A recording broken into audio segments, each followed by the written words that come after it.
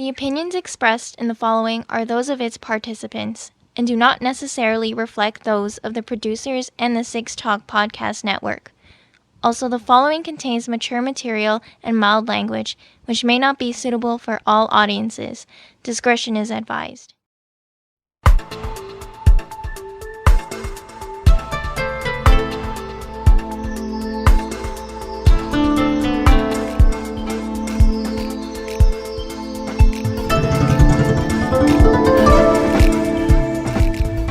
This is the Anime Roundtable Canada, presented by Anime North. On this Sunday afternoon, August 7th, 2022, you can contact us online on the web, animeroundtable.com, Twitter and Instagram, at Anime Roundtable, and email animeroundtable@gmail.com.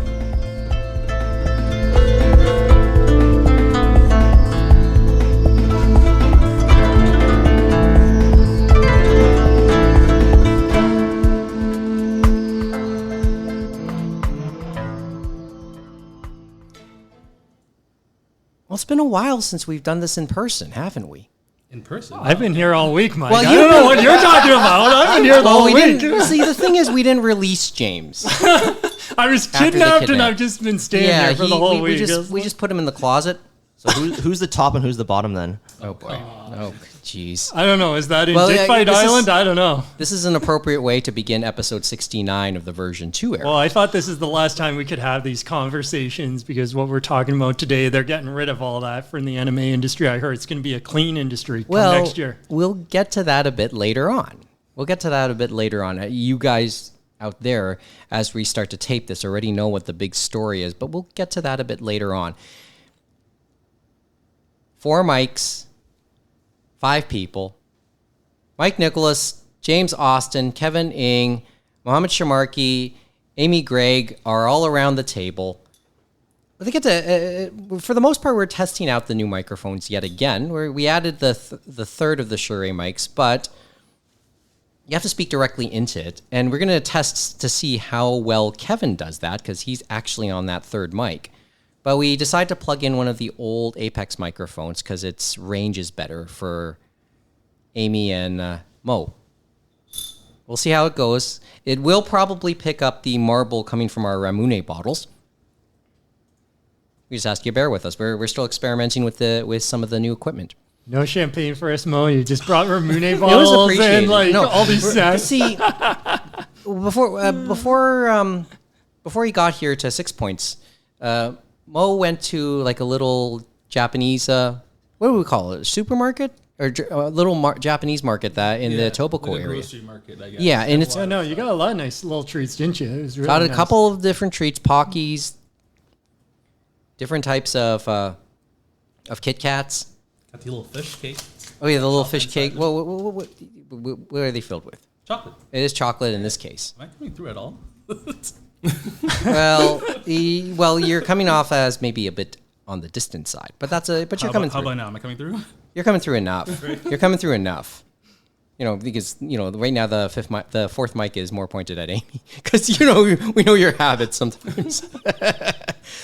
It is good.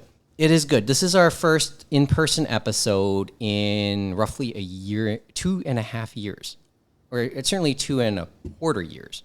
Yeah. Pre-pandemic, yeah. Yeah, I pre-pandemic. think February or something? Huh? I think the last in-person was like February. It must have been. It was in March. I thought it was in just March. the first beginning of March because I wasn't there, but you guys were there. And Yeah, I guess you guys were joking about the future, and little did you know. Yeah, that we were. Not counting Anime North episodes, this is my first in-person since York University. Yeah. Whoa. Yeah. Okay. Yeah, that's a pretty accurate too. So way back in version 1, we're talking what? Probably 2008 then. I think that was the last time we taped in person at York. Pre-Obama. Yeah, we're barely into it, more like it. Barely into Obama, more like it. So, okay, we've had a bit of time, a bit of a chance to let the whole, the 4 conventions that have passed in the 3 weeks that we've since Anime North, 3-4 weeks since we've done Anime North. So Anime North Otakon. Expo? No, Expo was at the beginning of July. You know what was this weekend, right? SakuraCon? No, sorry. What's that? Matsuri in Houston Yes, and Did anything and happen? Anime Matsuri? Revolution. We haven't heard anything yet. Yeah, that was last week. Well, Evolution was last week too. There's always something that's happening there. And Anime Revolution also happened. Remember, Otakon, Matsuri, Revolution, they all happened on the same weekend. And I think this weekend was Otakuthon, I believe. Is Otakuthon And then Crunchyroll Expo in San Jose supposedly was this week. And supposedly they sold out. So I'm sure their lines were just as packed as all those other ones like AX and Anime North and all the other ones. So they're all dealing with the same things, I'd say. but some are more well publicized than others, or at least word gets out a little bit more. And some of them are indoors or some of them are outdoors. It all depends on the buildings and the location, right? Yeah, I mean, going back to the whole Anime North thing. I mean, we paid attention to it because we were more or less there. Okay, minus Mo, minus James, but we were well aware of what happened, and I guess Wait, what happened? a lot, a lot. Was it that line issue? I heard something about a line, maybe? Yeah. Well, okay, Mo. This is the first time you're on since Anime North. And you weren't there. No. What was your observations from afar? I mean, we asked James's last time, but the Discord was popping. It's like I was almost there. Am I not coming through it? Oh, you know what? I'm gonna get used to this. I'll get it. Yeah, the Discord was nice. It made you feel like you were almost there. All the people uploading photos and stuff. But that line issue seemed to be very prevalent that first day, and then not so much as time went on. The raid looked nice outside in the cage and stuff, all those food trucks and whatnot. I didn't hear anything about the protesters. Was there any protesters? as far as I know, nothing.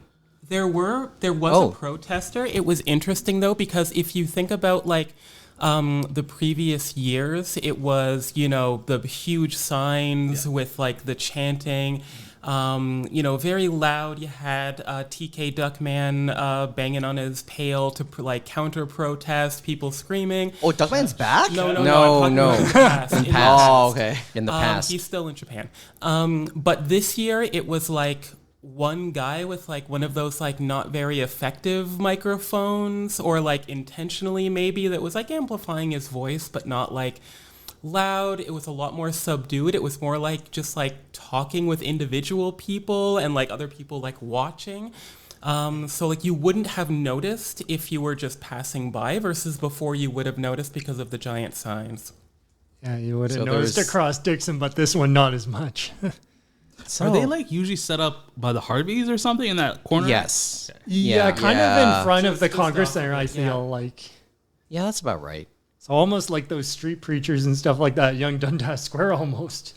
Yeah, those- this one was similar to that, but just like again, it was weirdly quieter. I've noticed that they've gone quieter as a whole, street preachers in general. I feel like they're trying to go individual instead of group wise, maybe, but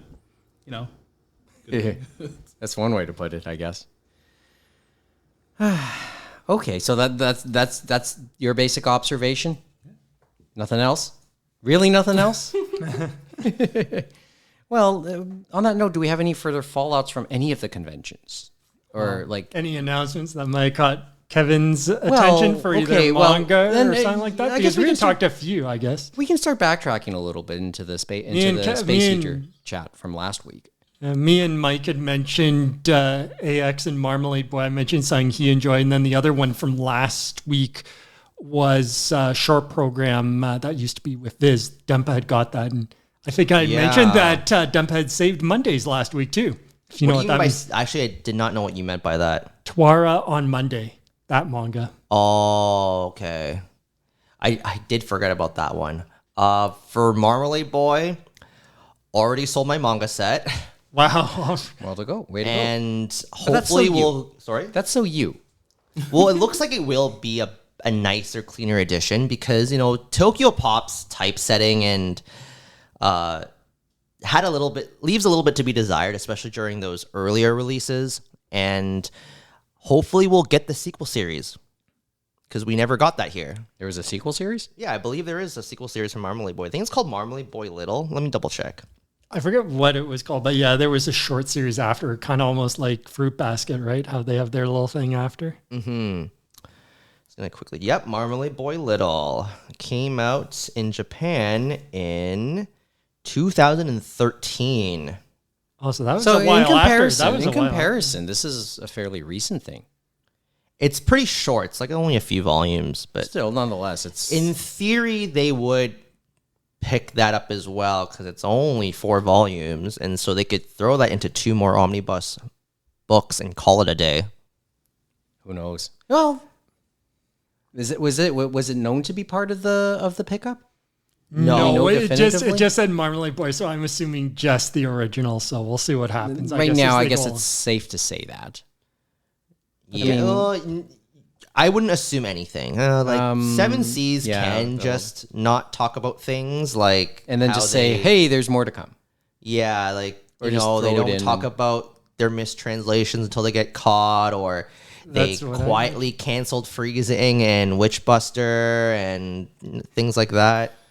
But Falco Chan got canceled, but that was understandable why. Oh, that's what you meant by just that's doing what I was saying. Like they have a lot more things to worry about than unionization stuff like that, because top to bottom, all those employees have got to get that ship righted, especially with how certain people may perceive them and stuff like that. see what you Because did one there, or two James. times with mistranslation, okay, but the other ones, it's big question marks. And we've seen it with the light novels. Now we've seen it with this recent manga and stuff like that. And because of gender identity, it's kind of pushed it in another way too, as well, that one. And I know some of their translations for the Chinese novels can be a little contested at times too. So it depends.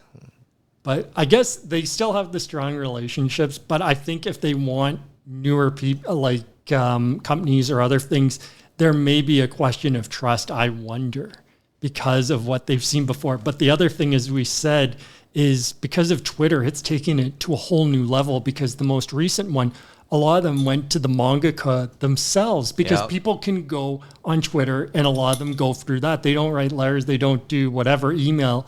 And so it's kind of crazy. And some of them, like that one, they said, you can go to the publisher because I don't know how to respond to you, kind of thing. And so I think hopefully most of them went that way, but it's a different dynamic, it feels like, in the last few years, because it feels like a more direct access. And some of them, there's the language barrier too, right? And then they did talk it over and stuff like that. They did the investigation, realized the author's intent was that it was a gay boy and stuff like that, and that he wasn't identifying as female at that point. But you never know, maybe it'll change during the story and then it'll be different and stuff like that. But at this point it isn't and stuff like that. And that's why there was the issue. And it was across the board. I remember from different people that we know that came out against that from all specs of life, I think, on that one compared to the light novel ones, right? Yeah, okay. It's just it boggles me because I you know me, I haven't been able to really keep up with this to the same degree you guys have. I'll just watch something or read something, and it's probably really old. Like I mean, Marmalade Boy, was it Marmalade Boy Little? Is that what they call it? Yes. Oh boy. But that was the last decade, right? So that's when you were That was in the purgatory years. That was the purgatory years of this show, right? And it's kind of interesting too So- when we talk about like people are speaking out more, whether it's good or bad, because I feel like for me and you, Mike, like back way when, yes, we had the scanlators and all this other stuff, but I know people might have complained, but they haven't been this vocal and saying, hey, you're wrong. Like, not you're wrong. It's like, I just didn't like the cadence of how you did something. You know what I mean? Well, this is probably the old man anime fan starting to speak up. You know, because Back in my day. yeah. When we did back in my day. yeah, well, Back this in is my day, we used to go uphill both ways while going through the snow. well done, by the way. We read our manga by candlelight. It was like when from my days running the anime club, right? And we just had like our anime club, Amy, just celebrated its 25th anniversary, right? So it's as old, and as I've hinted before, They just graduated, right? Just graduated. Its history runs almost parallel to Anime North's.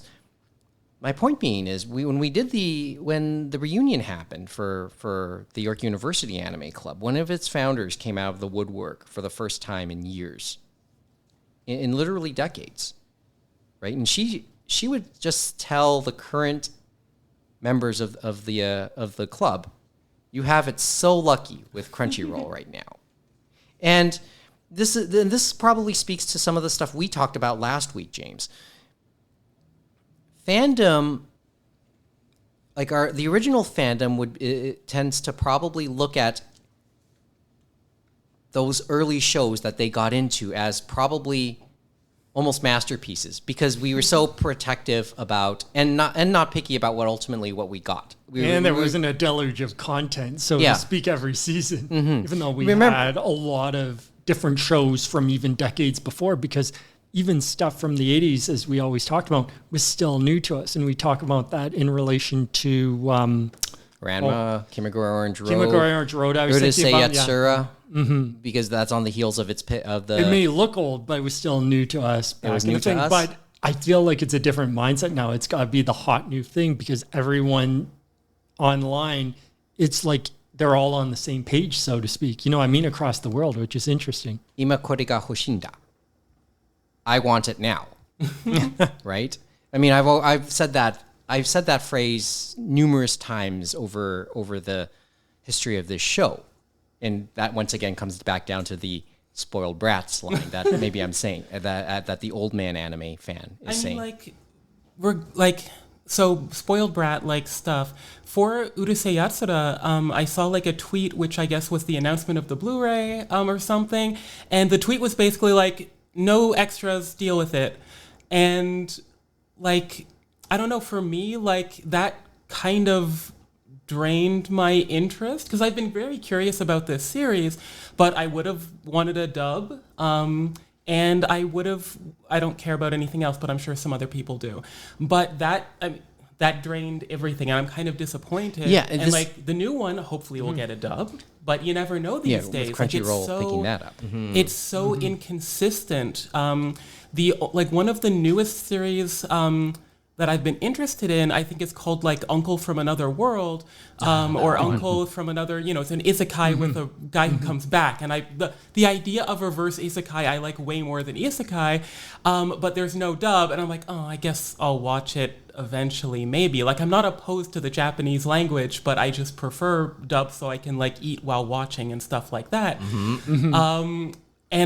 Because it's coming out weekly, I think, which is weird for Netflix. I think they're on delay at the moment because they ran into a COVID situation. Okay. They were a bit of delay already for Netflix. They sometimes do stagger out some of these newer shows now, though. There are 3 episodes. Yeah. But hopefully you will get a dub for that later on, which is kind of nice with Netflix. But I guess when they're not doing it in the binge model, right? They can't get you the dub immediately. So it's like pick your poison, unfortunately. So like for JoJo and Shaman King, there was just dubs all there. Like apparently like even people like hacked the like future episodes, and the dubs like are already recorded. They were recorded in advance. Extras are disappointed. So like I guess I'm a spoiled brat in this case, because like, here's a series I've been hearing about since I got into anime. No English, no thank you. Yeah, I get it. So. Well, it's more of a case of just trickle.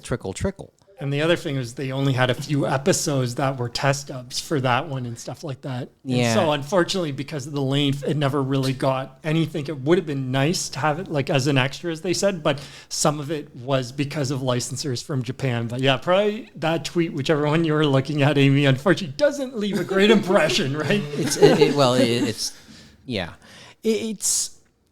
Well, first of all, we know what that Discotech and their budget is only so much. They can almost never afford to do dubs unless it's for a very short form thing. And when they try to do the kitchen sink ones and get all the extras and the dubs and things like that, it's a long process of getting some of those things out. They do put out the work if they're able to accomplish and get the materials and get the approvals and stuff like that. So as I said, like Sherlock Hound is the next kitchen sink one, and they got all the things. Funny enough, though, you know about City Hunter and the special. Supposedly they're not doing the remaster for that one. You know, it's actually going to be one that was done elsewhere. So where do you think City Hunter is the biggest outside of Japan? You should know it because they have their own live action movie that came out. Italy?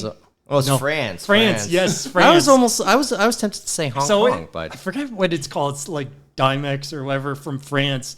They had done their own thing and supposedly was real good. So Justin Savakis and them looked at it and said, you know what, we'll just use their version because they're probably overworked as heck. It's like seeing how many considering what they're like that really, really extensive release schedule we keep seeing. And it keeps growing, right? Mm-hmm. Which is kind of intense, to say the least. Well, yeah, forget just getting a few things out already. It's just, yeah, you're right. It just keeps growing. It outpaces what they're able to actually churn out sometimes. And sometimes people keep asking for more things. Like, it's funny, some of the things I heard about, they were talking about Ippo, and I'm like, well, they can't really do anything about the next seasons of Ippo because Crunchyroll has that, and they would have to get a distribution deal with them, just like they do with similar other shows. So who knows if that'll ever happen, because there are some shows they haven't gone back to dub, like Ippo. Maybe they might still be able to do something with Discotheque. Maybe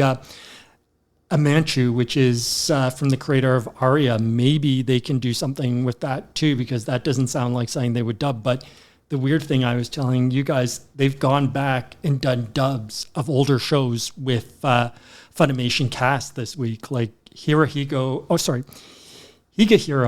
is the one I mentioned last week. I mentioned, it'd be nice if they did Laid Back Camp. Guess what? They did that this week. So Laid Back Camp is being done this week. Didn't they do Natsume season 1 as well? Sorry? Didn't they do Natsume Yujin show season 1? Natsume supposedly was one they did a few weeks ago.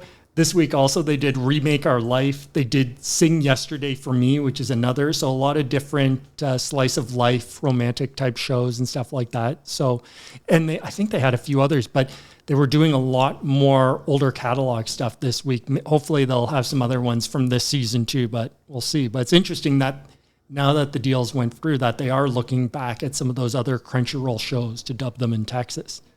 So now Texas, of course. But they're now in overdrive, right? Because we talked about the dub industry before. So they must be going into overdrive now too, if they're doing that and probably this season at some point. Well, the more current stuff.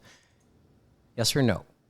Should we? This is the backtrack, and this is like maybe just to close this thought off, and my little thought earlier.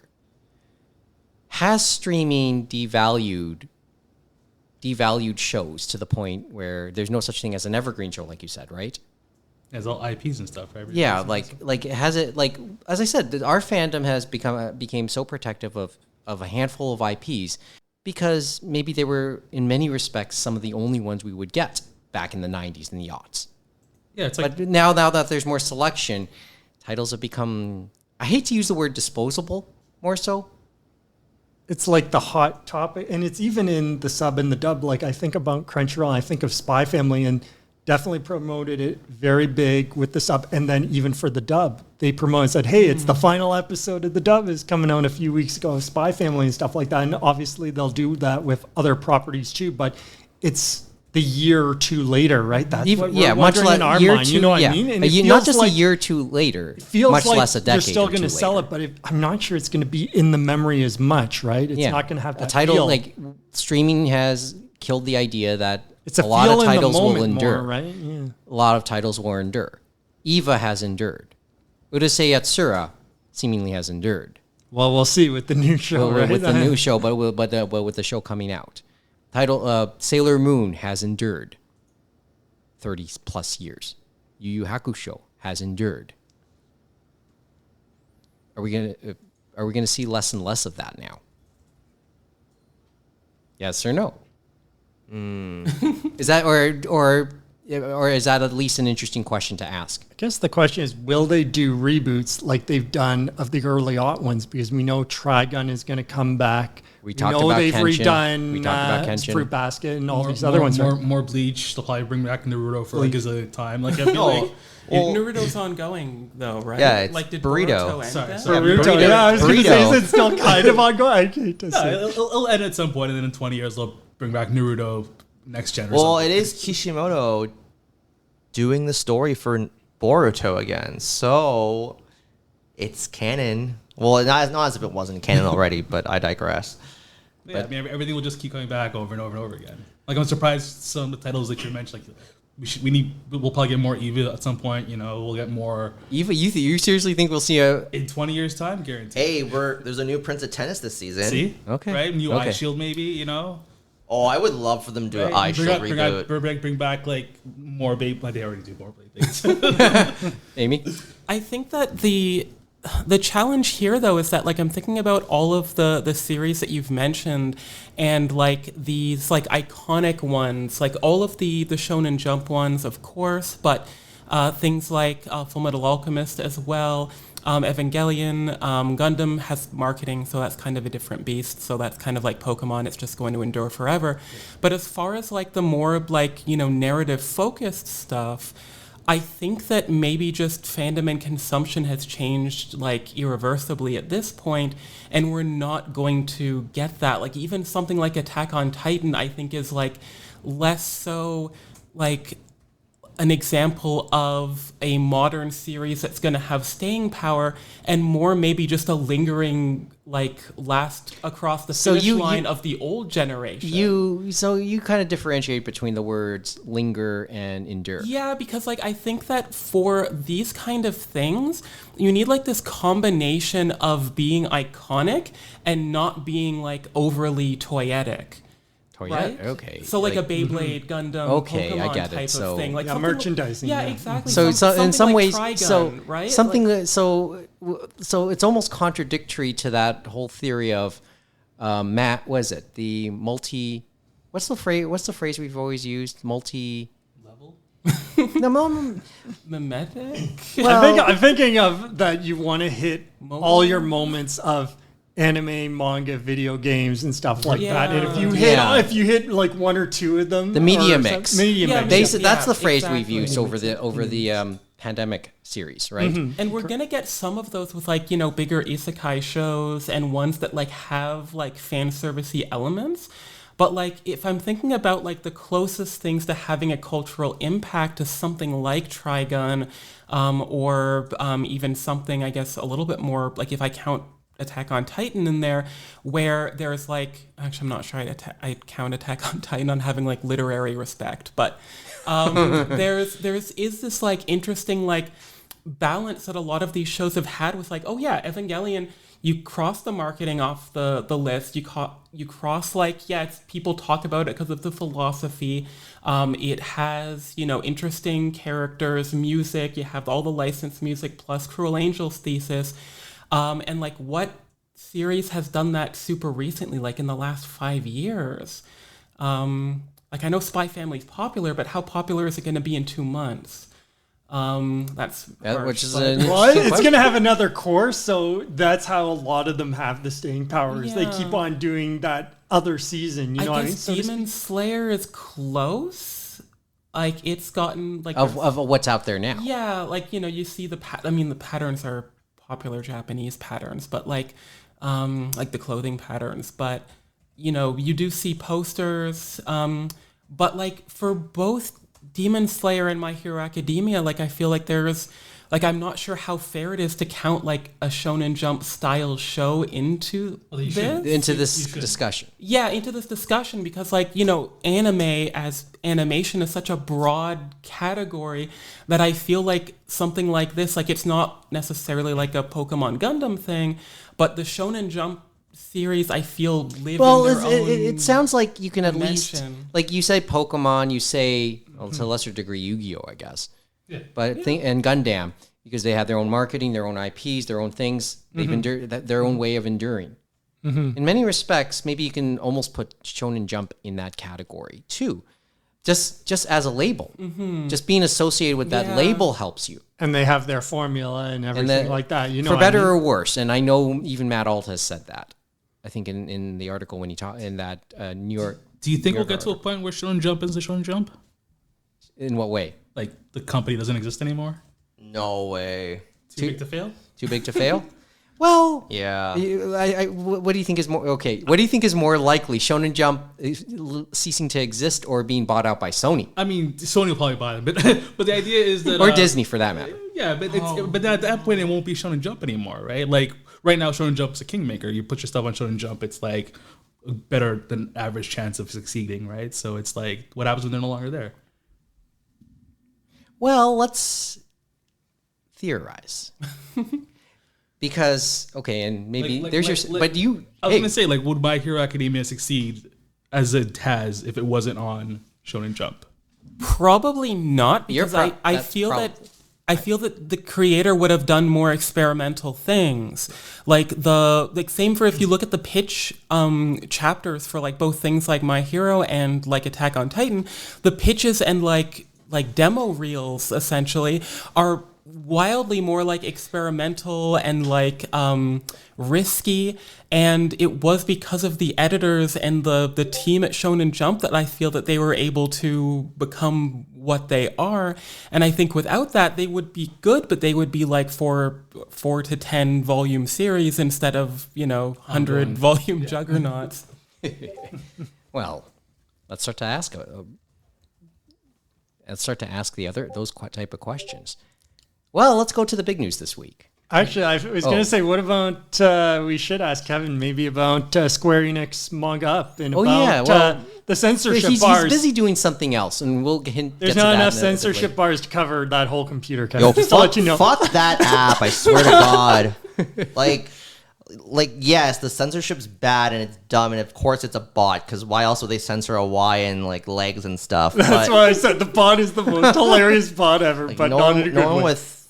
Square Enix is cheap anyway, so of course they're not going to pay someone to do it. But it's the fact that the whole gamifying and like microtransactioning from the video game division is like seeping into the manga division now. Like, are you fucking kidding me? You're making me pay for currency to like unlock parts of a chapter? Like, fuck off. Like, it's bullshit. Like middle parts, or like it's split into like 2 or 3 parts or whatever. Yeah, like one chapter. It's not like some of them where it's like by the chapter you open a key. It's like they split them up, as we said, and that's the most sinister thing of the whole thing. Is people talked more about the censorship, but the more sinister thing was the microtransaction thing. You know what I mean? You weren't even if you were like literally the first manga app, perhaps you could have gotten away with it for a little while. But when you have other avenues where you can pay for a whole chapter, like, no. Like, what were you thinking? Like, we're not all idiots. But Kevin, won't you feel better knowing you've paid more and put more time into that chapter? No? Won't you feel better about playing the I feel a lot better just going to, like, Manga Decks and pirating the chapter. Going on to YouTube and listening to the light novels. I feel better going to the library and borrowing that manga for free, and I'm still supporting the artist. Oh man, but wouldn't the grind be better? Like just grind it out to read that chapter. Not when I can get the chapter within 5 seconds on the internet. I will tell you my and the chapter will be a pure chapter, no plot at all. and it'll be uncut for the most part, or at filler. least not as censored. What if you could play like an ad-supported puzzle game, like for 2 hours to unlock it for free, so you don't have to spend real-world money. Just real-world time. That's what it is. Could I play the censored, like, similar version of Final Fantasy VII instead of doing the full remake? They do that as their mini game for that. Then I'd just be playing Final Fantasy VII the whole time instead. I would rather actually spend the time than spend the money in that situation, Amy. Okay, at least we're he's willing to take an either or and none of the above. So I'll at least give him credit for that. But it's interesting to say the least, because obviously we've seen other manga apps and they've said outside of Japan, that's what we're doing. But they obviously have some different bots and censorship and stuff like that and do it by region probably. But this one, it's like they just sent it out into the wild, and it's like everyone is involved. Like, it seemed very Japan-centric. Like, it feels like they talked to no one almost, or did no research. Because they didn't. or they didn't care. You know or what? Someone higher up the chain was like, no, just put it out. Like, because they think they know what's best. I don't know what And else to and add. half the time they don't because they're all just enclosed in their little country and they probably never took a vacation in their lives. Well, beyond Japan, that is, because we all know like most Japanese people don't actually leave the country. Unfortunately, Are they allowed to leave the country? no. It's just that the Japanese tourism industry. That was is just. so- I was being sarcastic. walked into that. Oh, but for those who don't know, like the Japanese tourism industry is so strong that most Japanese citizens don't always feel the impetus to leave Japan because they can go to any of the other prefectures where there's a lot of cool stuff going on. Yeah, like cool a food, cool mascots. Yeah, exactly. For better or worse. But the other thing we can say as well for Square Enix is that maybe they're trying to cozy up to their sugar daddy Sony, as they say, because there have been the rumors about them trying to buy Square Enix, and they want Square Enix Tokyo, which is going to be interesting if that happens. Who's trying to be buy true. out Squeenix? Sony. There's Oh, that of course rumor, they and are. supposedly that was one of the reasons they got rid of their Western studios at a swan song. They literally threw them away. Who do they sell them to again? Oh shoot, I forget the name of them, but they do buy up. They bought up like THQ Nordic and a few of those and all those other is ones. that one? That transaction. But remember, it was like Eidos Montreal, the Tomb Raider stuff, the Thief stuff, Yes. like all those type of things. And they actually did some decent games. They made decent profit, but they never met the profit Square Enix wanted. So it's like, what was the whole point? Yeah, because bunch of power hungry. But the money weird people. thing is- well, you know that they're a business, so Hey, did something happen? Like, why is their stock up so high? It's GameStop all over again, Mo. Don't Final worry. Fantasy 14 recorded record To the profits. moon, come on. Like To the 12%. moon. Like, that's big, right? But even if Sony, say, does buy Square Enix, which I'm not sure if that'll ever happen, the question is, do they just buy the video game division and get rid of the other stuff? They're going to have to spin that off because remember, they do manga, they do books, and all that other stuff. It's not just a one-trick pony, even though everyone thinks of them as the video game company. And yeah, I think we brought this up last week. It's just, has Sony ever done book publishing? No, Not Because really, that and that's the election. thing Because that questions mark in my mind, right? That's one part. That's one layer to this. But you know, Sony's like buying everything these days. Do you want to get to that? Do you want to get to the main topic, or is there something else you want to add now? Actually, I'll have one quick one. Since I was watching those dubs that just went on Crunchyroll and stuff like that, older dubs, they're still doing the same thing as they do for their new dubs. And it just made me think of the 100% manga and the Tokyo Pop manga, the way they did it way back in the day, where it's like, oh, we're giving you the experience, but you know all those sound effects? We may not translate all of them. So when I'm watching all these dubs, if they have like a title, like episode title, or certain things that they're showing us on the screen, they have no like subs for the English slates, which Funimation used to do. So it's like you're getting the English dub, but you're not getting the full experience, which you would in the sub, where they would sometimes translate important things on screen, you know what I mean?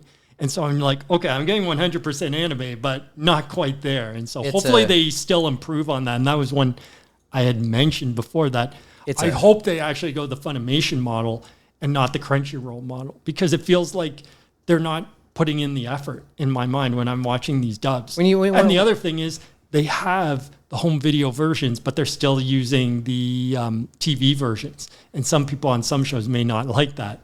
Well, you have me thinking, just not seeing song translations when you say that. And there is that too, which they're doing. And supposedly High Dive and even Funimation, at some point, they would have those in there and stuff like that. Oh, no, but I remember. Crunchyroll's never done that. I do remember it. There was like a golden era, I want to say like 12 years ago, where they were dubbing openings. Like officially. Oh, no, which yeah, was, that- like, I know, I remember. amazing. Like And Oron. It was interesting at the time. I mean, One Piece. That was Funimation, yes. I like remember did that too, unfortunately Fruit a lot of Baskets. them were done by Vic,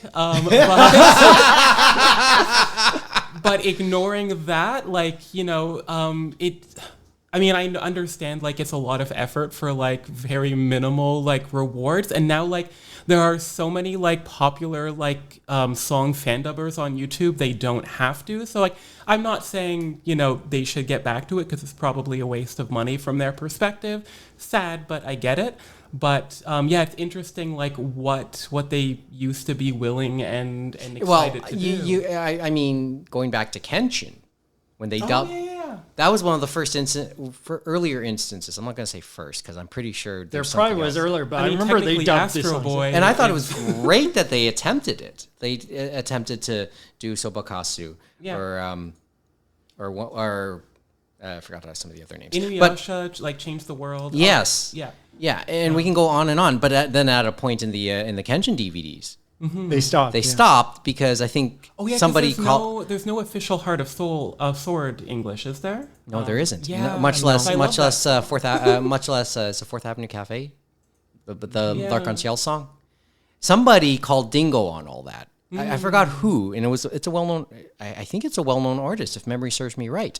They called Dingo on that whole thing, and they stopped doing. And the English dubbers, whoever, and I forgot off the top who they were, but they stopped doing it. But it was so much fun to listen to. And some of it, I think, was, the music rights people. I feel that's what put the kibosh on a lot of that. We could still get, like, okay, these are what the words, but that's the tough part about dubbing, right? If you want to do that. I mean, with the fifth One Piece opening, I didn't watch One Piece, but like I like theme songs, so I know about it.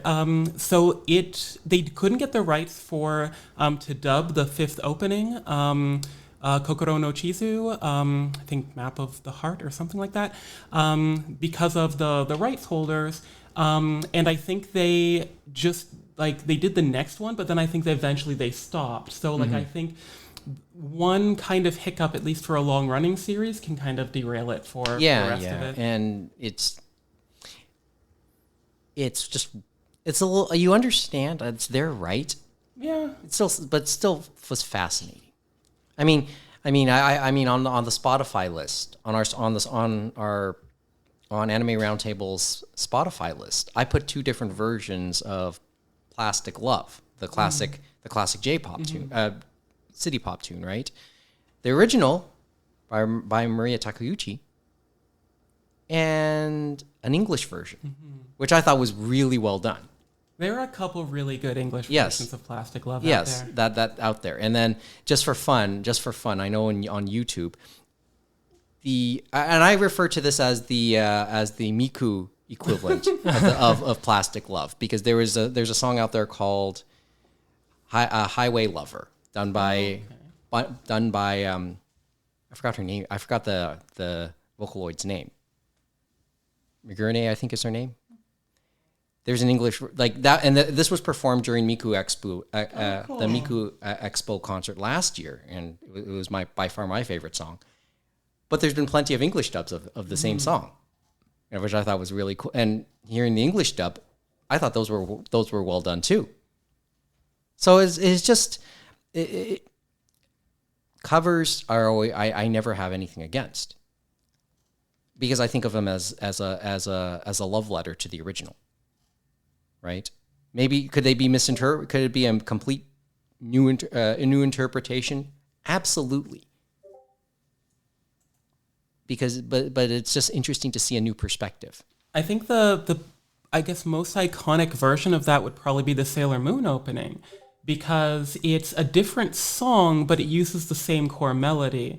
And I think that's maybe a situation where it's interesting that the dub version is probably just as loved as the original. Like, I think it's probably relatively even, which I think is really cool. Like, Astro Boy had an English version first, which I think is really cool. And then Tezuka heard it and was like, oh, cool, yeah, let's do an opening theme song. So you could say that like English versions have like a legacy even in the Japanese industry. But yeah, it's all part of like, I guess, an interesting, the perils of translating and localizing and, bringing things to a different audience in general. Mm-hmm.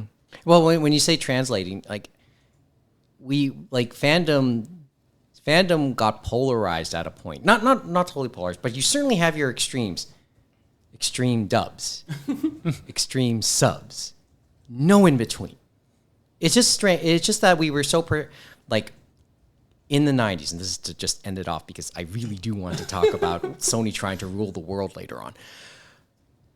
In the 90s, in the aughts, you had that segment of fandom. And this is where I try to distance myself from other parts of the old man anime fan, right? Who were absolutely into just the Japanese subs. The fan sub era. Yes, well, in many respects. Before DVDs, you had to choose. Yeah, before DVDs, you had to choose. But then we've in those years since, in the 25 years, frankly speaking, since. Another fandom has bubbled up to the surface that love English dubs, and have made celebrities, rightfully or wrongfully, of many in that industry. And they're very much hyped into that. And there's and I think I'm coming back to Matt Alt yet again. There's a merit to that. Still wanting to enjoy anime, uncluttered screen. With an uncluttered screen, paying attention to the visuals. And the time lapse between them now it feels almost instantaneous compared to what we were used to. So I think that bridges the gap almost. Mm-hmm. It's just a matter of hopefully Crunchyroll can figure out how to get all of the information that's on screen that they may want us to see to actually translate it properly and stuff like that they don't convey vocally and stuff like that. And that's... Well, I mean, we can go into the overlay thing that ADV once did too, but that's another discussion altogether. Well, I was hearing supposedly a few weeks ago, someone was telling me that supposedly for people, I guess the newer generations and stuff like that, even though English is the first language and stuff like that, they're watching a lot of their media closed captioned. Because they can't understand some English speakers. It's so ridiculous. They're watching. Just remember, this is just live action, whatever. But they're just watching things closed captioned because they can't. And I do that a lot. And I'm just like, is this how real many life? times? Is this real life? How many times do I rewind 15 seconds while watching something just so I can? Hey, did I miss something? I missed something. I missed something. What did I miss? I'm a fan of described audio. I feel like no, it's just changes. I'm like, wow. It's like I figured I'd be using it later on, but it's like everyone's using it now. Like when they're younger, it's crazy. So I was thinking about this. Yeah, this is where we are. You think that's gonna make them better readers? Help my sister. I'll say that much. I don't know. It's okay. It helps people learn other languages. True. Well, not in my case. And I will always acknowledge Amy's Japanese is probably better than my English. Okay. So I heard that Crunchyroll is continuing to get bigger. Is that like I said? Sony is out to rule the world. Earlier this week, vertical integration. Yeah, a little vertical the integration. Anime world. Yeah. Well, I've been watching old wrestling matches with Sid Vicious. You'll get the reference, or maybe I'll put up at least one YouTube video. It's just the English world at the moment, before I guess they find the other languages where they buy their anime, I guess. Yeah. Okay, so how many saw this coming? How many saw Crunchyroll buying out Right Stuf this week? I don't think no one saw that one, to be completely honest. Mm-mm. Yeah, I did not expect that to happen at So, all. and there's a bunch of angles we can take on this one, and we'll try and take a few. They already had basically the store for Funimation, for Crunchyroll. That was basically merged together and stuff like that. Obviously, Right Stuf has a bigger reach and stuff like that compared to those stores and stuff like that. But I think, where did they say, they're being put into this other division and stuff like that, this kind of, it feels almost experimental division and stuff like that. And I guess that's where the stores are in. So it's like future projects or future acquisitions or whatever it was that isn't on the streaming or the content angle. So it's interesting to see how this is going to play out. And then some people have said also that streaming is on the downturn. We've seen Netflix, we've seen their earnings and things like that. So probably they're looking at those other things and say, okay, let's lock down certain things like the merchandising and the physical stuff and things Basically- like that. And they have had a good relationship, obviously, with Right Stuf. And there were conversations, obviously, behind the scenes between Sean Kleckner and the people at Crunchyroll. And probably those conversations continued, and probably they made him a deal he couldn't refuse and stuff like that. Because he obviously wasn't getting the money Time Warner was getting to pay off their debts. He wasn't getting $1 billion, but he probably got a very nice sum of money that made him say, you know what, I think it's time and stuff like that, that he probably never would have got at any point in the future. I mean, you had me think when you said saying, okay, the streaming's going down, back to the whole notion of the media mix that we just talked about 15 minutes ago. Yeah, you got that. Locking down that part of it, the parts that they really hadn't to this point. Yeah, and they got to diversify their revenue streams, right? They got to diversify whatever they can get from the anime pillar. And then we Gotta talked bleed about that maturing. gotta bleed that rock dry, right? Yeah, maturing viewership of how many people they can get to actually subscribe. And we talked about, well, we didn't talk about the Crunchyroll in certain regions, right? They lowered their prices and stuff like that. Probably because they only had so many. That was Yeah. brought up. I think we brought it up briefly during the Anime North episode too. It was pretty much every Non-Western. non-Western country, every non-European countries that speak English well, like developing countries. That they're doing more dubs and they're starting to get more anime to those regions and stuff like that. So there's only so much growth and stuff. It makes sense in that realm because obviously why discount it for us? Makes no sense to do that, let's be honest. Well, see, I would have taken the news if it meant offline viewing too. Oh yeah, it's not happening. Well, wouldn't it have been nice? I'm just saying that. I mean, that's part of their Q1 of. Well, 23 that could be their version of password sharing, right? Exactly. It's in their roadmap. Well, it is. It's their attempt at it. Actually, you want to know what? I just found out where they're joining now. So Terry Lee is a part of Crunchyroll's Emerging Businesses organization. So this is That's where- the this is the division, particular- basically. They're the That- kind of part, which I'm guessing is where the stores and that are at too. Businesses. Is that like other than their merchandising? Is there something else that's emerging from that business? Basically, I would envision that as The store. the stuff that's not part of their core business. Yeah, it's not part of the core. Like the streaming and the creating the Blu-rays and the production and stuff like that is their core So business. that can literally be anything. Like, right? Yeah, it could be. Like he can do pharmaceuticals, some R&D maybe. I don't know. Well, I mean, Sony will.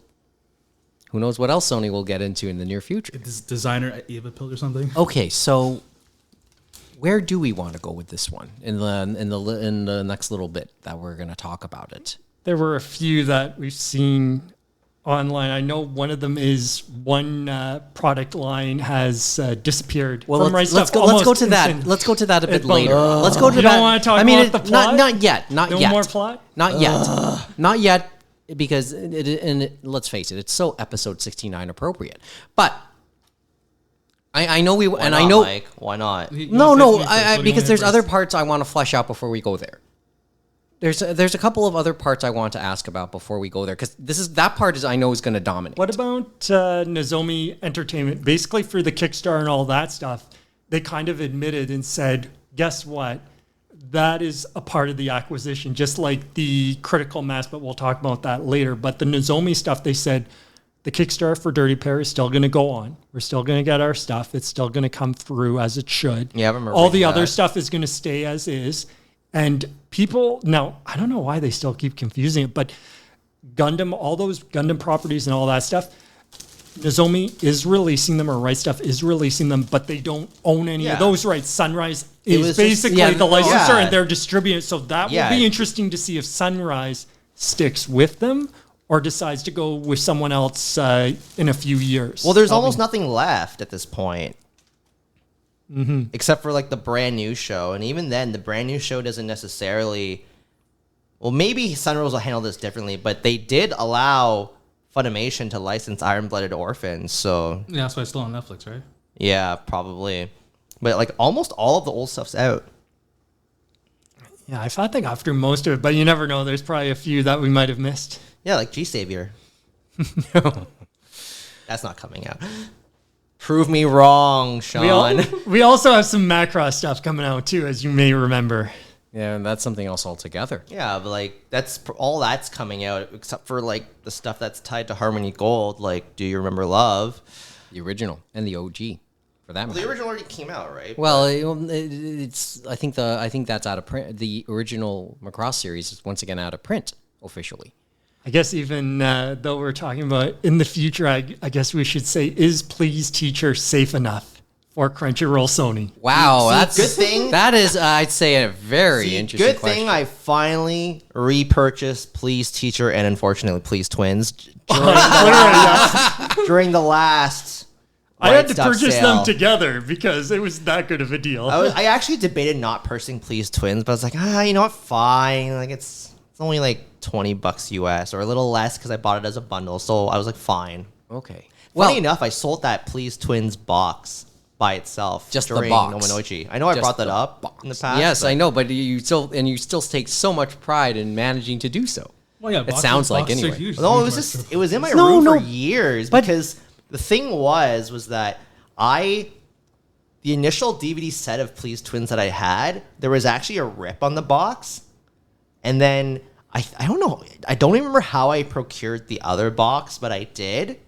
And when I sold my Please Twins DVD set, I gave the box with a slight rip on it, so then I had a clean box left, but then I just never knew what to do with it. Because I figured with the Blu-ray release, it wasn't going to fit because it's going to be an extra space.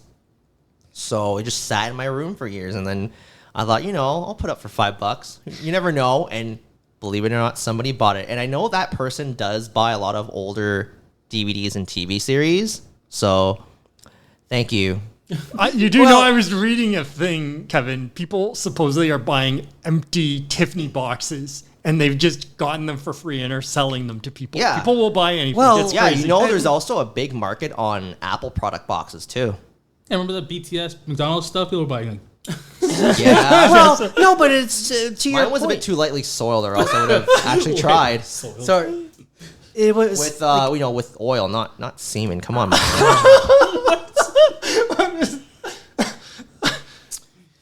but to your point, Mo, like he kind of highlighted the idea. It's just box art is sometimes still tends to be a thing. I'm LP looking at your Suzuki LP over art. there, like, oh, that's pretty Yeah, great, LP art, record art, Laserdisc art can still be a thing. Oh, Laserdisc was awesome. Funny That was enough, great.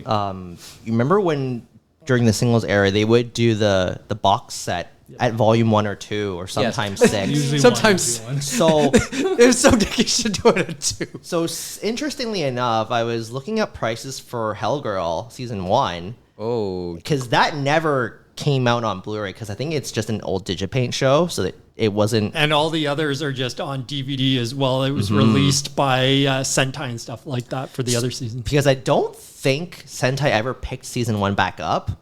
Because Funimation still had it at the time, Still had yeah. So if you buy those complete collections of Hellgirl, where it's just like everything in a smaller box, those go for like $70 to $90 on average. But if you still have the singles release of Hellgirl, I've seen those go for $200. Like so, basically at retail price. not bad. Not bad. Because it looks better. Maybe I should do some digging in the vault again. In Hellgirl, it's a special case because it never got a Blu-ray release, whereas most of those other shows that Funimation put out did. So your mileage may vary. Yeah. Yeah, there's still some, I guess, in the Genion area and stuff like that that are similar feels. Like Gonkutsuo. That was a nice box. I still have that DVD box set actually, because that I also don't think ever got a Blu-ray release, unfortunately. No, it did not. Just like Last Exile, they were thinking about it, never did it. Yeah. Okay. And Trigun as well, funny enough. Funny enough, at this point, so maybe that, who knows? Okay, can I bring up a thought, and I'm wondering where this will go.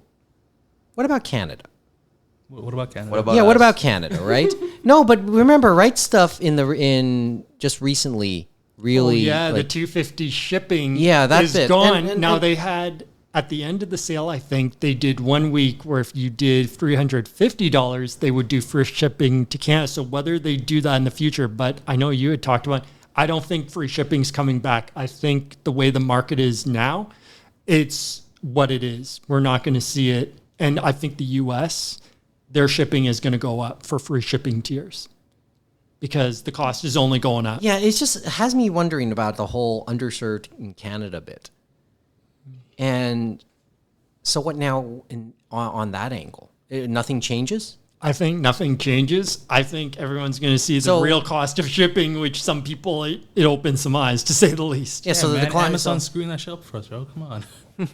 Well, no, once again, the spoiled brats line, right? Well, it just means that we have to, like, send everything to Stallion Express or cross-border pickups. Basically a proxy. Then, Basically your proxies, and right? then have them bring it across, and it's even then it'll still be cheaper than buying it at Canadian retailers most of the time. But then for some people, you still have to get to those locations and stuff like that, or get to those pickup points and stuff like that. Yes. And some of them may even have to then, once they get across the border, maybe ship to a certain location. So it's like, it's a cost benefit. I don't know if I want to do that. That Cost benefit is analysis. generally feasible for people that live in the greater Vancouver or Toronto area and possibly Montreal.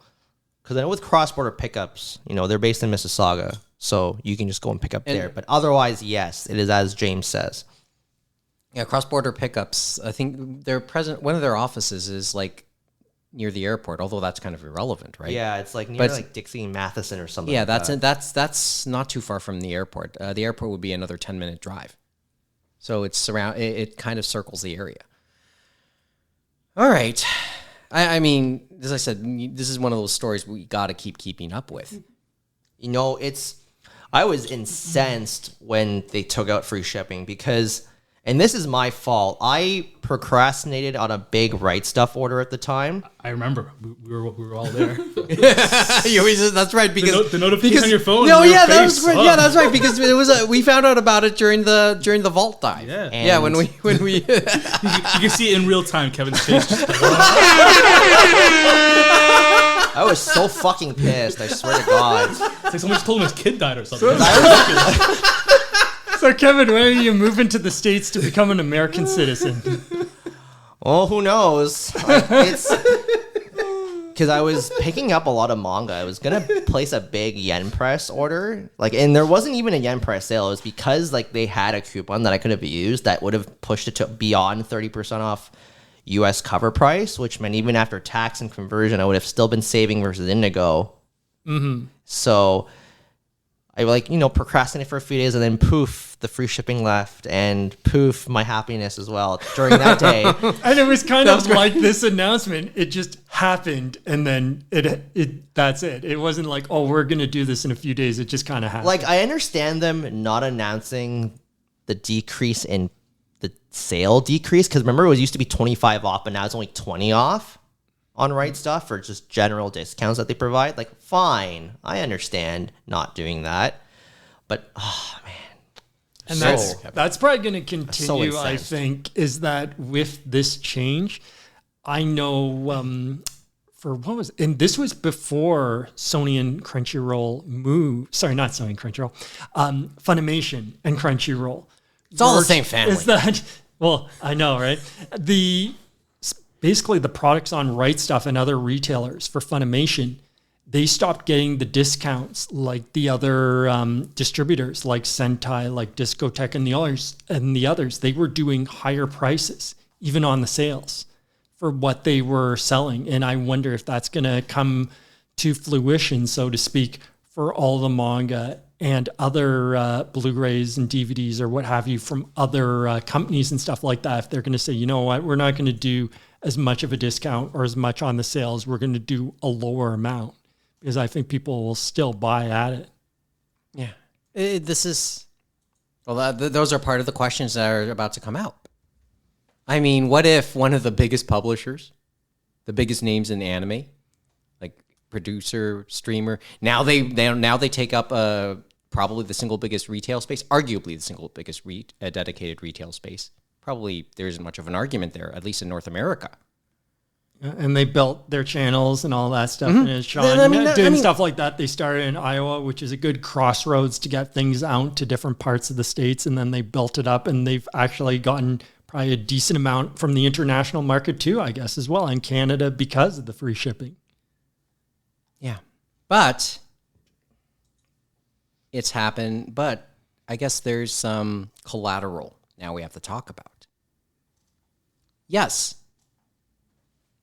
In the process, it sounds like the mature lines, the adult lines. They called it erotica, I believe. That's the term they used in a lot of the releases. And it's weird because it's just went poof and it disappeared the day of the announcement. And so erotica, it did mean all the hentai for manga and Blu-rays and DVDs.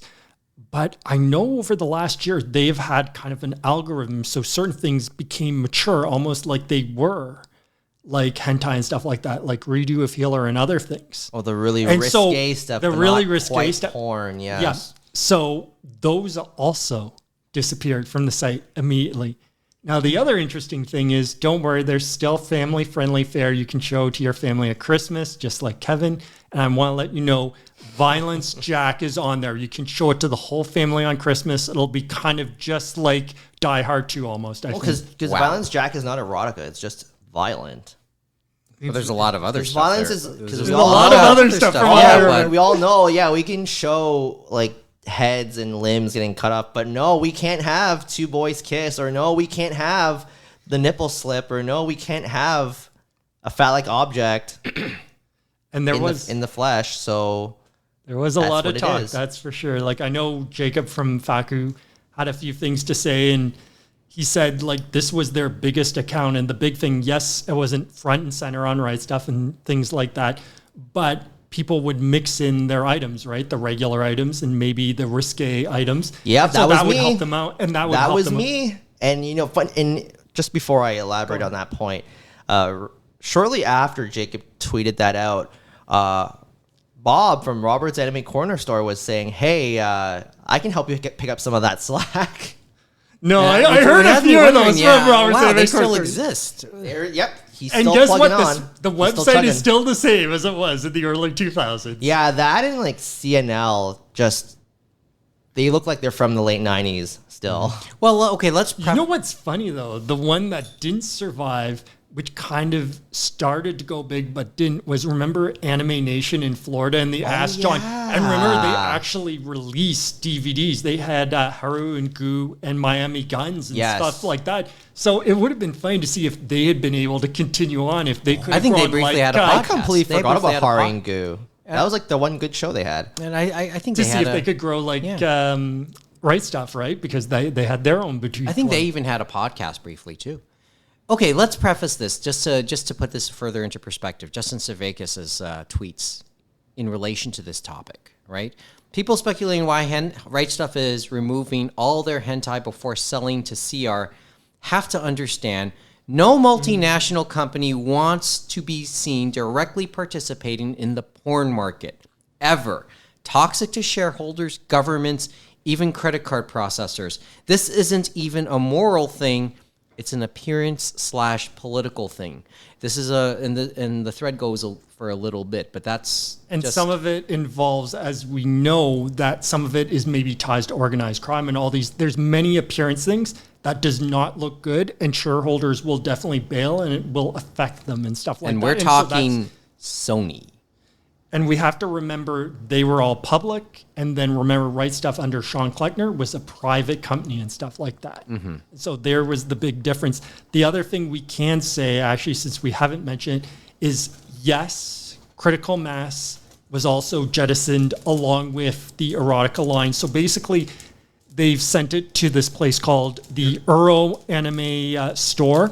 And I guess Wendy was the name, but all we have now is an FAQs. They said they will get the site up hopefully within the next few weeks. All the orders of erotica that had previously been made by people on Right Stuf is now going to be done through them, so they will still get their items. It's just going to be coming from beautiful Las Vegas, supposedly, because that's where they're based. Hey, that's a It's just a shell company Well. that Sean set up. Well, So you but think you they gotta do still own something. it, and it's not because they made it sound like maybe they had worked with Right Stuf and stuff like that through distribution channels, all this other stuff, and they had this opportunity to buy this line. So Or to it speak. could very well just be that Sony does own it, but they need to obfuscate the books and the chain and the pathways enough that it's hard to trace it back to them. Because as Justin stated, lots of multinational corporations. No, they have smaller shell companies and Yeah. other things that are, you know what I mean? Yeah, so it could be that, but it's hard to tell. And that's the thing. idea, is it not? But the thing is with Jacob, as he said, this is the thing. They don't mind. They're going to probably be on Eurostore and stuff like that, but it's not going to have the reach they used to have. And that's the big 'cause killer it takes thing at time. the end of the day. It takes time to build that up.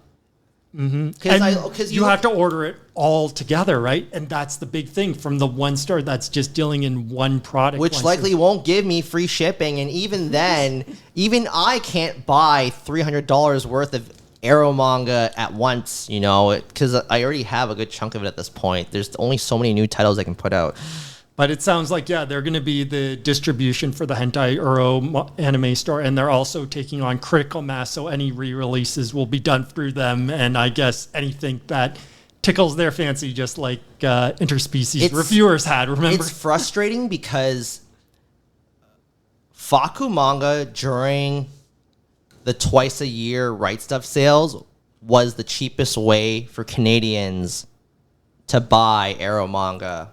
And the crazy thing was they were actually giving good, like $5 off the cover price and all that other stuff. It was a really good deal. It was like $5 to $6 off the US cover price, because I'll tell you kids right now, so it's $20 US for a Faku manga. At Indigo, yes, Indigo does sell Faku manga. And it's is under 28 Denpai. and it's under Denpa, funny enough. It's $28 to $29 Canadian. Which goes about right for exchange and stuff like that. That's more. Yeah, it's about right, actually. So, but I can't change. Yes, I understand. So it's like that price can't be beat. And now, like, you don't even have free shipping. And, you know, fine, you can use proxies to circumnavigate that and pay just a little more. But now it's not even going to be on Right Stuf proper. So it's just a lot harder for the horny individual to make smaller purchases. Like, unless you're just starting out, how can you possibly spend $300 to $350 in pornography? Well, I shouldn't say that, because I saw the I deal thought Faku was a life brand, as they say, given what you see and what they sell. Say that.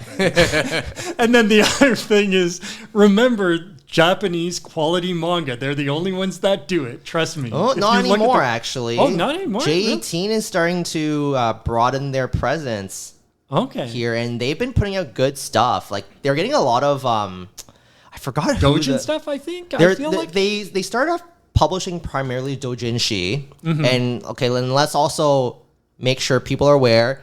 A lot of people intermix doujinshi with like serialized, formally published Arrow manga.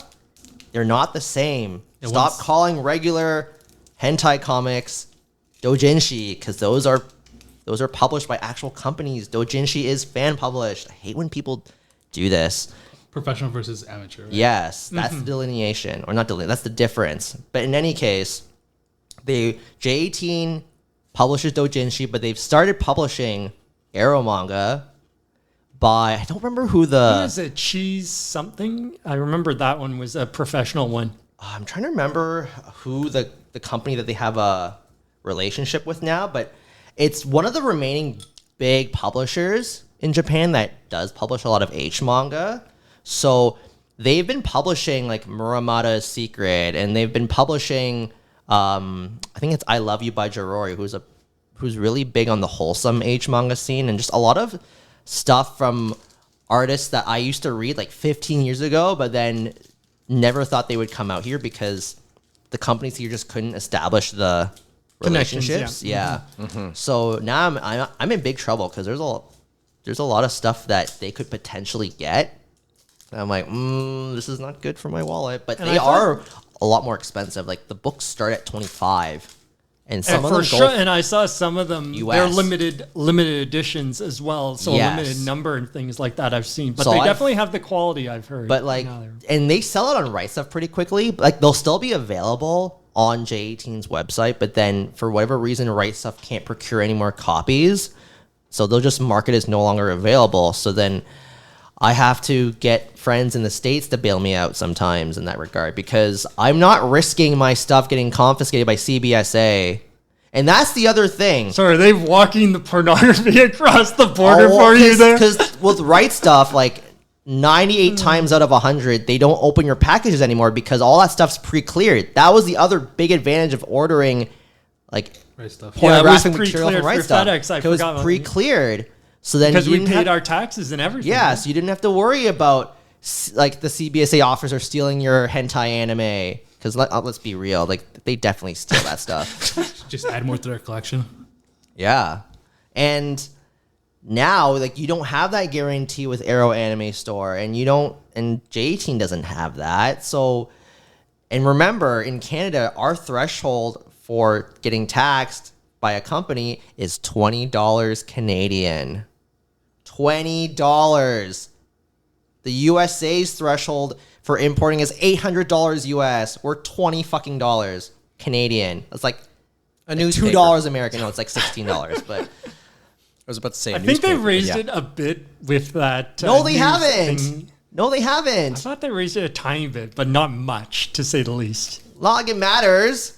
One book is already $20 US.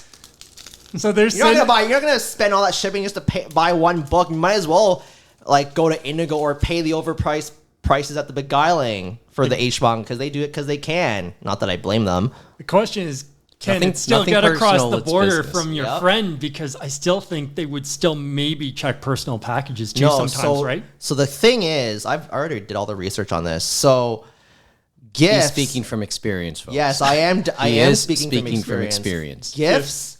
The threshold is $60 per item.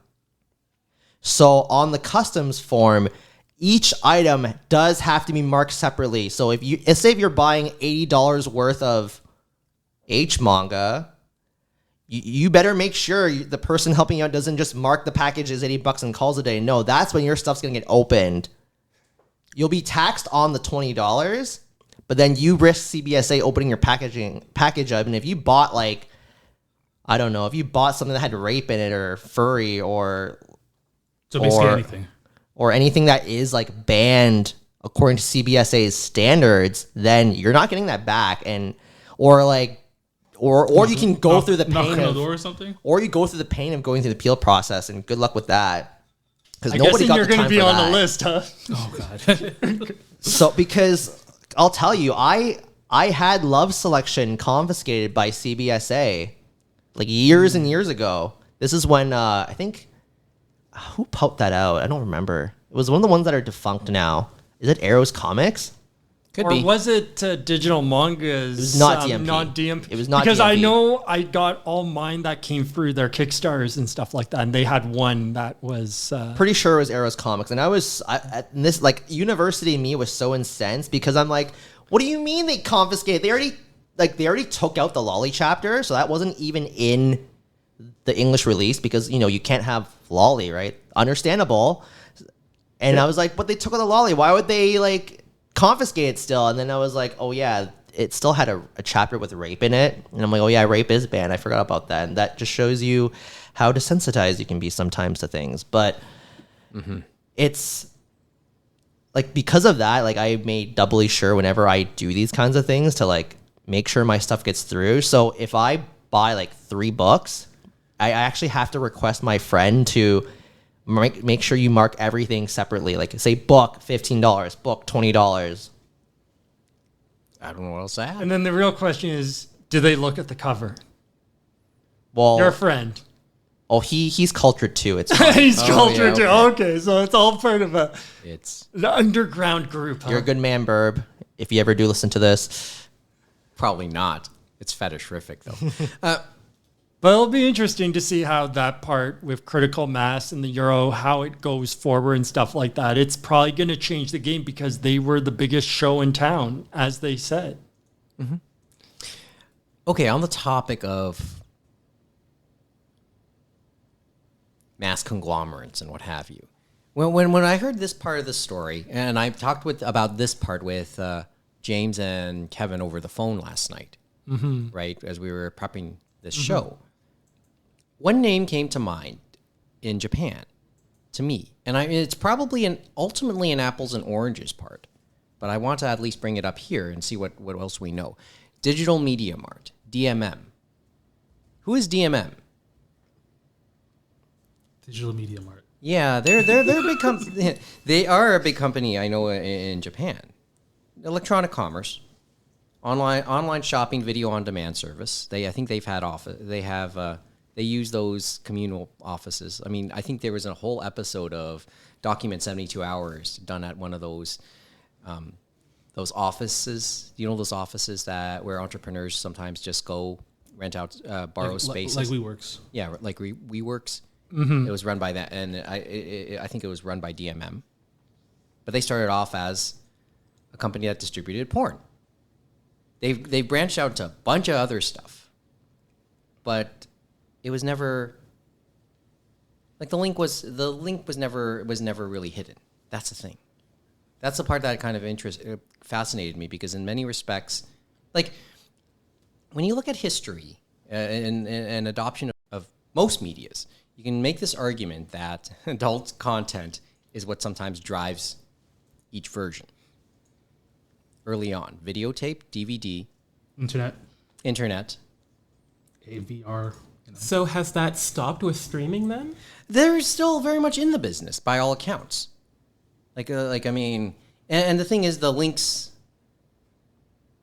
Maybe once again, a bunch of shell companies, perhaps, but nobody denies it. It doesn't seem like there seems to be any denial of the link. I guess it's, as I said to you, Mike, different business cultures between Asia and then North America, Europe and stuff like that. And it's more toxic over here, as Justin Saveka said, and how I've seen it to be, especially if they're publicly traded. That's the key thing. And that's why most of them here are private organizations and stuff like that. And to your point, different numbered companies, so to speak. And to end it off, yes, looking it up, it looks like DMM is private. On top of all that, so, but that's the closest parallel I could think of to what Justin Savakis wrote. So maybe it is in the end apples and oranges in that sense.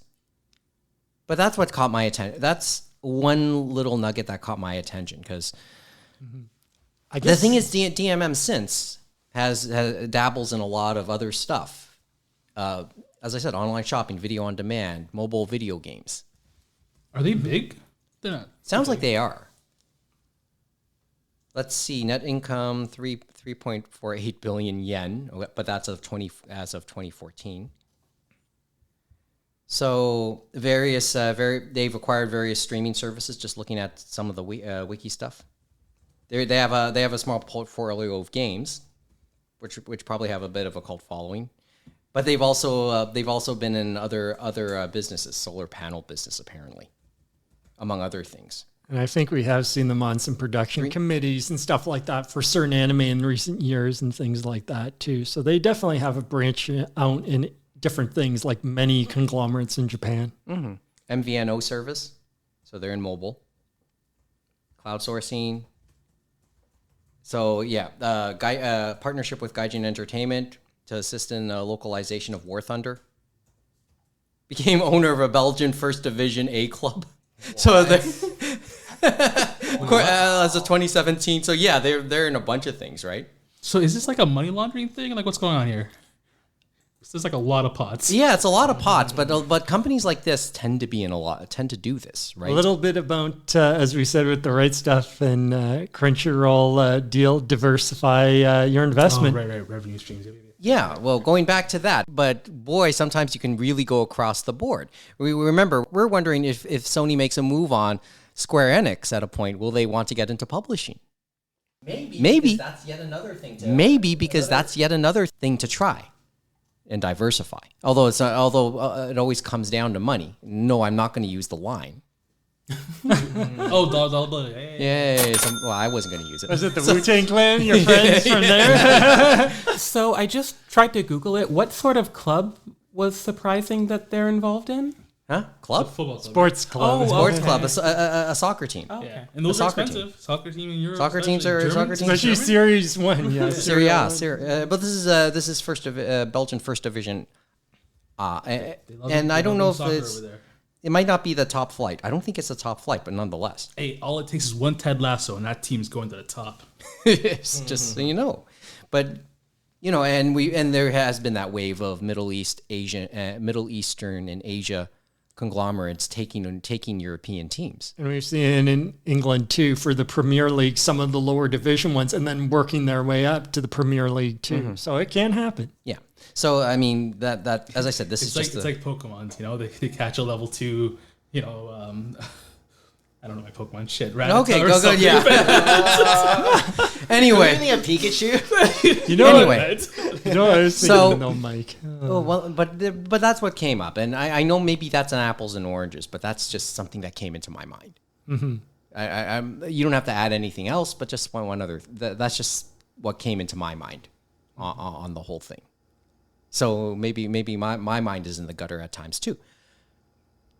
Before we end this off, though, and then we'll see what Kevin's been working on over the last hour and a half. I'm distracted at times. Yes, while in the middle of distractions. I was going to give one more point to you there, Mike. Okay, well, go to your point, and then I'll... I was going to say, I was thinking when we talked about critical mass and all these things, I'm thinking, man, another end of the era, because making us feel old, the holy trinity of way back when...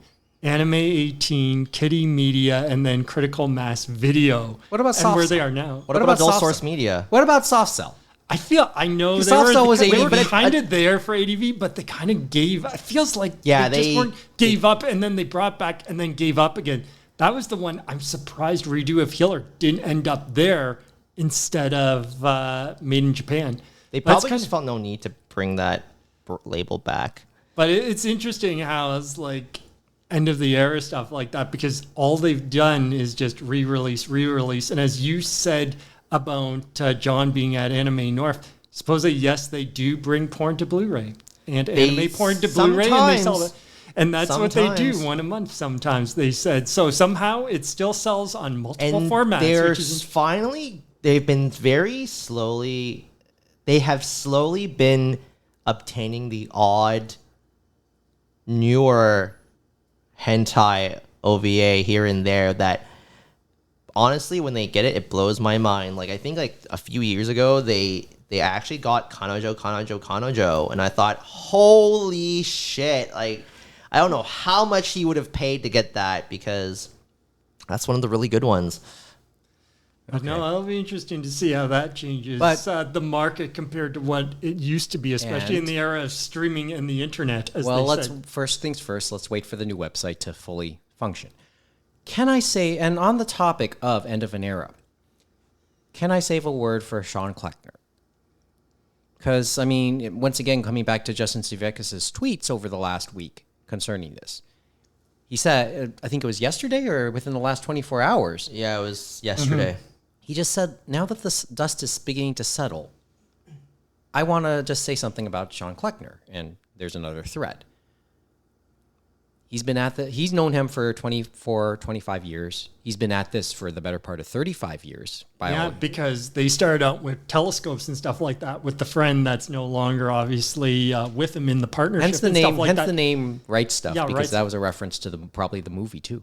Yeah, no, that's what it was. And so they've been at it, as you said. They did the catalogs, they did everything before the internet business and all that, and it has been a long haul. So that's why, at some point, you have to have an exit strategy.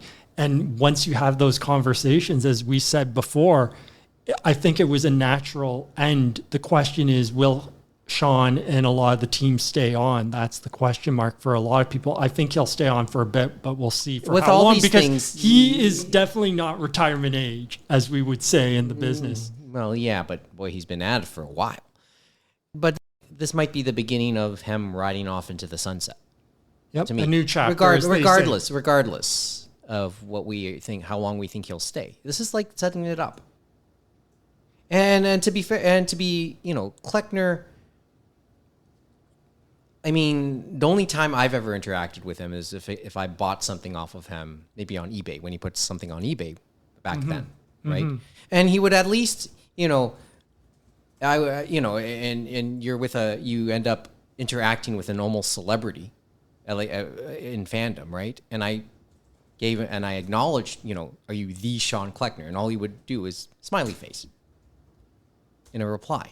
And it was just interesting because, you don't see somebody like that at the time interact, or at least when I was younger.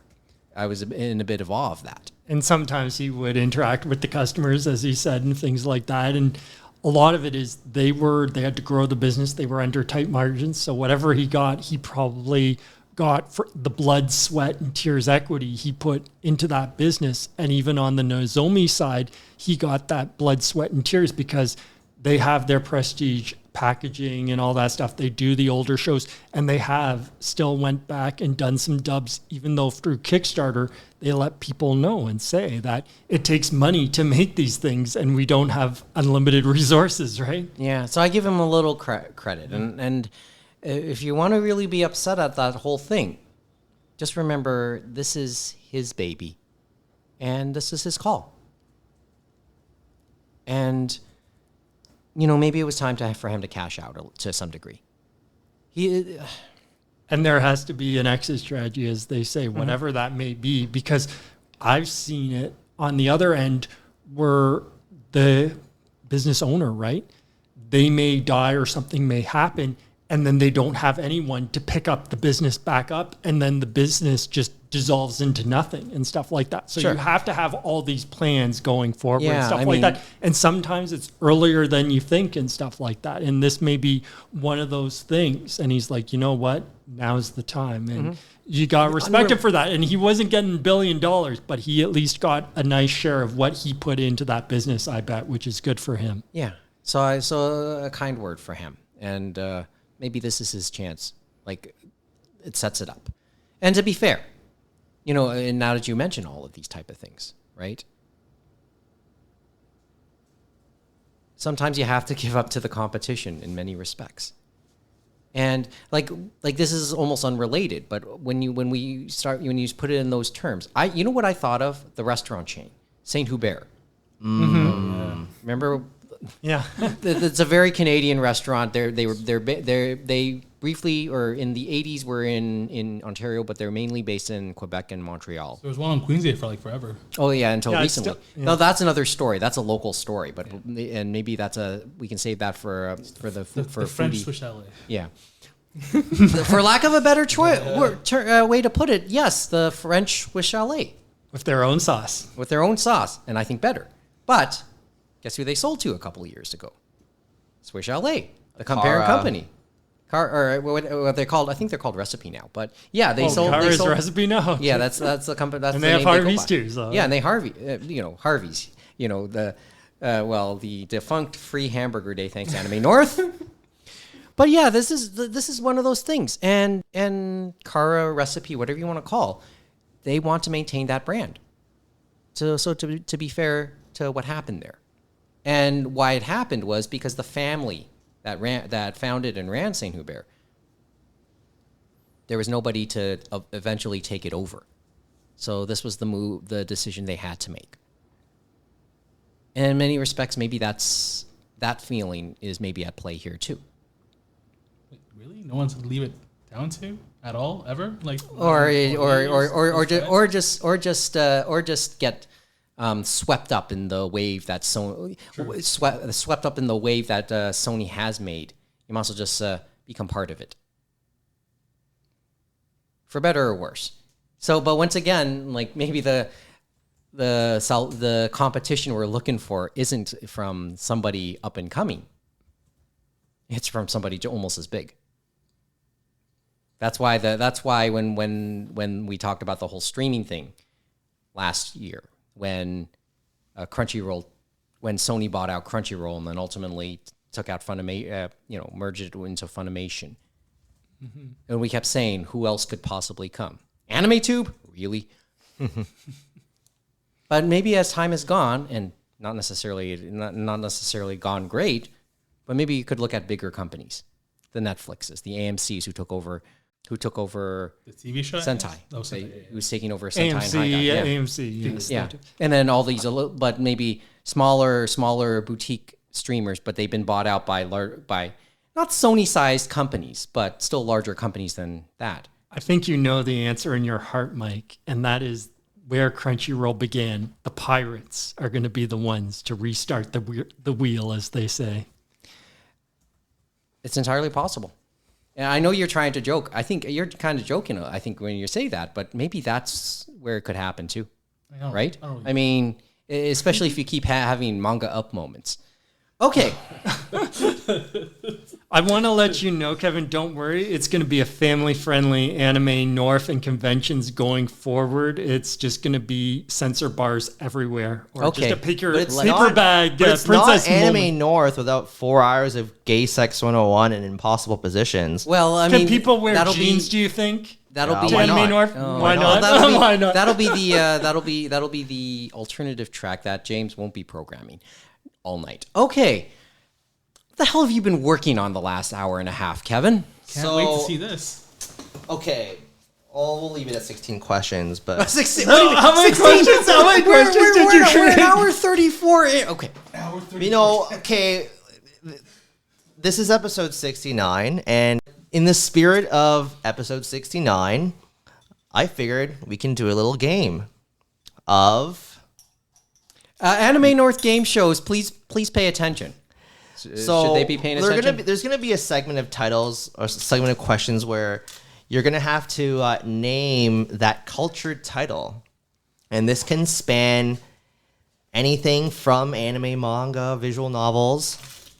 Could I show these to younger family members or older family members, or no? If they're over 18, yes, you can, James. My simple Or fear, if you're a degenerate.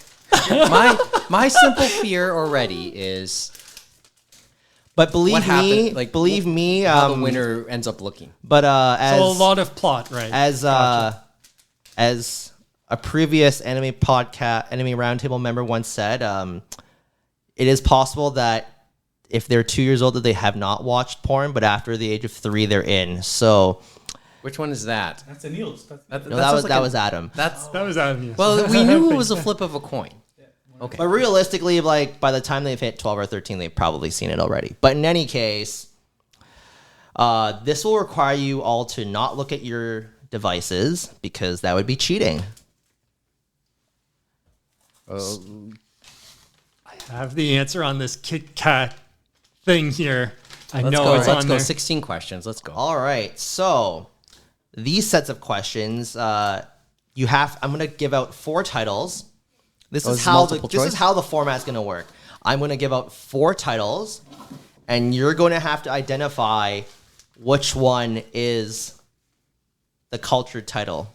So multiple choice. So this is So essentially I this think or I that. feel like Anime Man Wait, and a buzz few in? other Like, how do we YouTubers have done stuff like this where they have the title and he's they keeping- surprise themselves. And he's picked up a pen and paper. He's going to be keeping score here. Good Lord. I just want to let you know when they did it on some of the YouTube channels, because a lot of them were ones I already remembered, it was a good thing. So are we doing English or Japanese titles? Because remember, they had some very interesting English titles, kind of to oomph them up, so to speak. based on- Most of them are in English. Some of them are in Japanese. Okay. This is not going to go. This is going to end badly. I mean, if it's multiple Question choice, I is, feel do like you have a know the chance. MILF and Yeah, Man, right. as they say? Okay, let's go. Let's go. We only Wait, have. all right. What's the 20 order? minutes. How do we do it? Like we just buzz in? Like what's happening? No, you just. Every one of us. He'll go around the table. So basically, you just Clockwise? say A, B, C, D. Like, Okay, let's go. all right. So name. So basically, it's like you have to pick which one Yeah, I mean, is title cards and stuff. I guess. is the Can we is the buzz H in title. before I mean, like, No, finish? you or- don't buzz in. It's just It's- all Everyone of you answers. just pick. Yeah. Yeah, it's just basically But what playing. if I know the first one is definitely the culture title? As I said, what's this? What will this say about the winner? Okay, let's go. All right. So, question 1. A. Naruto. B. Bible Black. Yes, B. Let's just C. go B. Let's- Card Captor Sakura. D. Ocean Waves. Well, B, I think, is I mean, our. obviously it's B, but boy, I'm what's the question? The sad part. Which one? Which one of those 4 What's the titles title? is The cultured is the title. cultured title? So, Oh, quote, okay. unquote. Well, I mean, you know, arguments being made for A. I was about to say at least in doujin forms, but yeah. I mean, you know, D's pretty good too. You know, can't go wrong with C. Card Capture Sack was pretty cultured. But we all know it's B, right? Well, in the dark recesses of the internet, yes. Yes. but Okay. But But which Bible Black was it? We don't know. so Yeah, well. what is everyone deciding to pick then? Yeah, okay. think we all already went know. B, We didn't all we? went Go B. B. All right, yeah, and yes, it's Bible Point Black, of across the course. board for Okay, everyone. yeah, 1 point across the board. Really? Just need to get that out of the way. We want to get that out of the way and just to get this concept going. Next question, please. That's like the primer, you know? Now we're going Next to extra question. hard, right? Next question, because it was... Question 2. A. Bakano. B. Bleach. C. Takunomi. And D. Urotsuki Doji. The Oh, last one, D. it's D. It's D because It's we know D. the English. We know the name. English title. We know the English. But then we're looking at... But when you look at these, you're also looking at some of the history. And in hindsight, it probably would have been better for you to mark your answers down so there wouldn't be as much banter, but whatever. Well, Who cares? I mean, we're here. This is... We're trying to help out Amy and And Mo. Mo. Sorry, Mo. I mean, I'm guessing. I mean, Bleach is pretty cultured, right?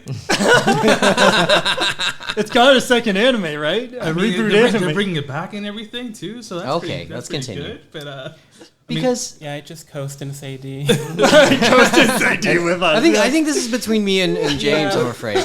Which is not a good sign for either of us. I think things will only change when Mike and James have different answers to something. Yep. Yes. So Yes. just to let you know, D was Legended the Overfiend, and remember that was big in the UK and had Yeah. issues And- over there, and was brought out by Faku. So Yes, you can it still is the infamous and seminal tentacle hentai. But yes, seminal OVA is, but series. seminal is the word. I mean, it's one of those benchmarks in. But as I said, anime, just like everything else, has a for better or worse thing to it, right? And the manga did finally get published, courtesy of Faku. But it was certainly very talked about, and once again, one of those rare insights at the time. I mean, apologies, insert actual culture here.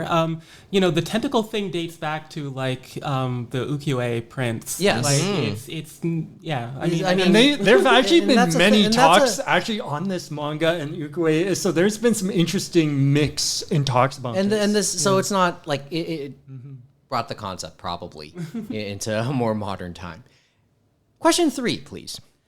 All right. A. Wordsworth. B. Full Moon. C. Dygard. Or D. So I can't play H. Or Etchi. I think We're I know. looking- I think I know which one, but I could be very wrong. So I'll leave my answer. I'll say D because that's the only thing I could think of. I mean, I'm gonna go with C. C seemed pretty cool. because people have a variety, I'll say B. I'm gonna say Wordsmith was A, right? Yeah, so Wordsworth. we all- Wordsworth yes. was A. We're all Yeah, I'll do different. A. I'll do A. We're all different. That's Yeah, I'll cool. do A. I'm Now gonna it's do getting A. interesting. I think it was the correct. I'm surprised Mike answered incorrectly on this, actually. I thought No, it was I'm like, glad because I did. remember hearing To be Wordsworth, honest, so I maybe just I'm like- relieved I did. actually. Wordsworth is the 1999 hentai OVA that was usually it was one of the better known hentai anime at the time in the early 2000s, alongside Bible Black is the impression I got, at least. Is it But about when you looked libraries? this up, No, it is not. It's not. It definitely It's is like not. if I'm not mistaken, it's more of a fantasy work, but I could be wrong on that. I didn't watch that one. Never got around to it. okay, just trying to understand a little bit. Okay,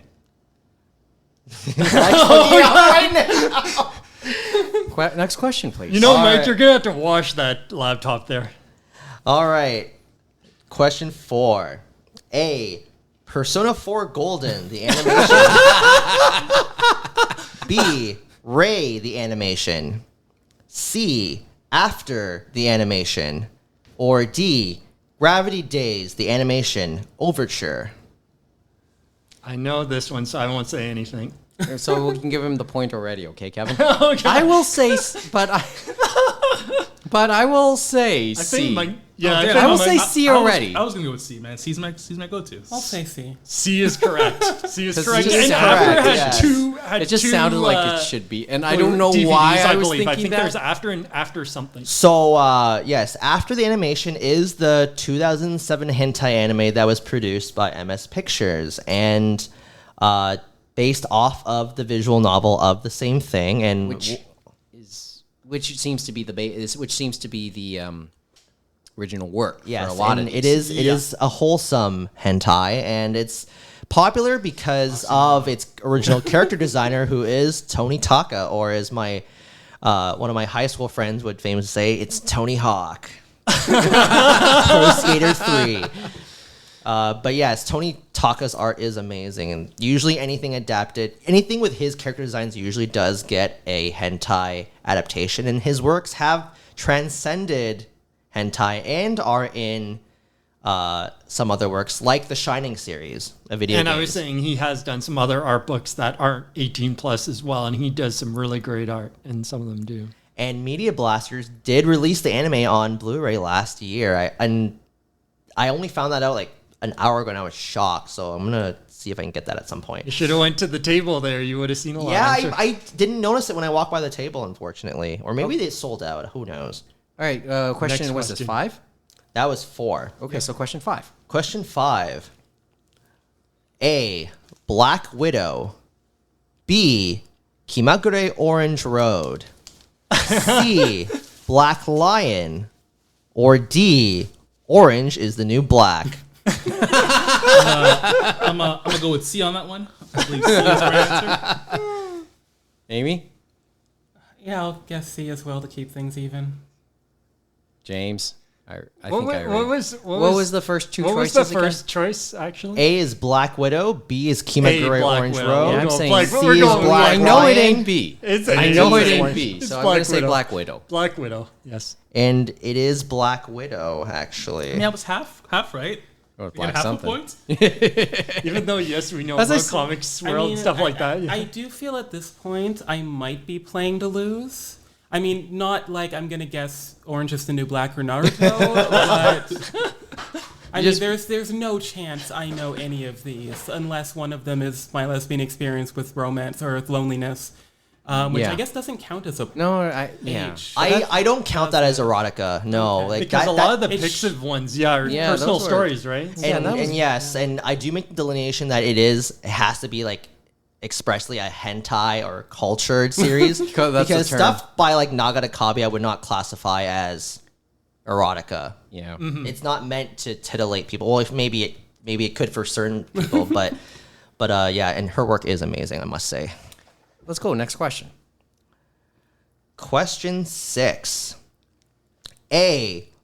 Boku no Hero Academia. B. Boku to Kanojo no XXX. C.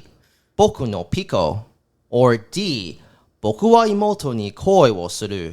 Wow, we're going Japanese. I mean, C and D are kind of like the go-tos there, right? I mean, I might have to go D on that one, but C's also good too. Okay, I'll go C then. Let's do C. What about you Wait, two? did you both go C? What about you two? Well, can I hear what C was again? I just want to hear what C was. I'm locking in my guess anyway. But yeah. C is Boku no Pico. I think C is the answer. Oh, wait, If I is it? know Wait. it, I think it actually is What is because what is your answer, Mike? It's different. It's B. I think it's C And- because but I that- but know only a certain because I'm title, like- and if it's what I'm thinking, it's it's just C. word recognition for It's me. C. But I think it's it's C. I'm guessing B. I think it's C And because the answer is C. I Boku knew no it's the Pico. one. It's the one. I won't say what it was. I just because want it's a to little- let you guys know that yes, I did know the answer was C indeed. So, I did Boku not to guess. Kanojo no XXX is actually the Japanese name for the manga of You're in My Secret, which is not an H manga. Okay. Whereas Boku no Pico, yes, is that infamous anime OVA about the guy trying to like have sex with the younger boy. Yeah, let's not talk about that anymore.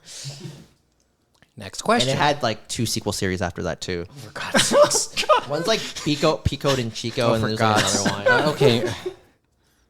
Let's go. You know, it's actually not. There was 2 years ago.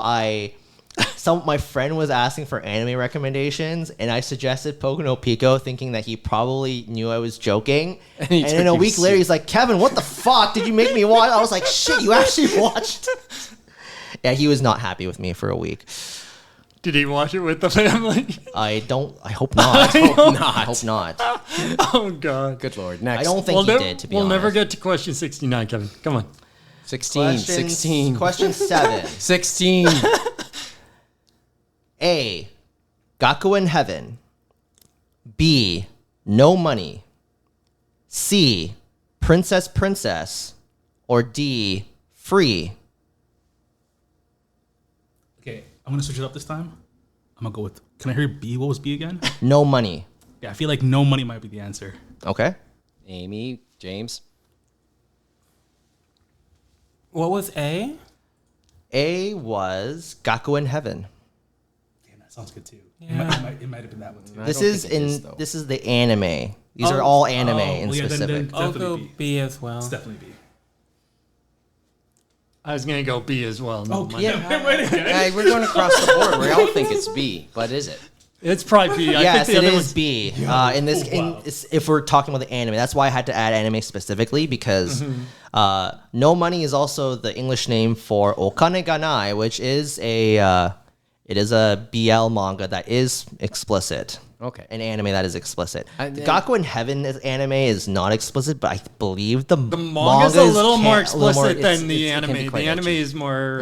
And that's why I had to add that clarifier there because when I crafted the question, I forgot that the manga adaptation, because there's several different Gaku in Heaven manga, and yes, I believe those were more explicit, but I don't know how much so because I didn't read them. I only did watch the anime for Gaku in Heaven.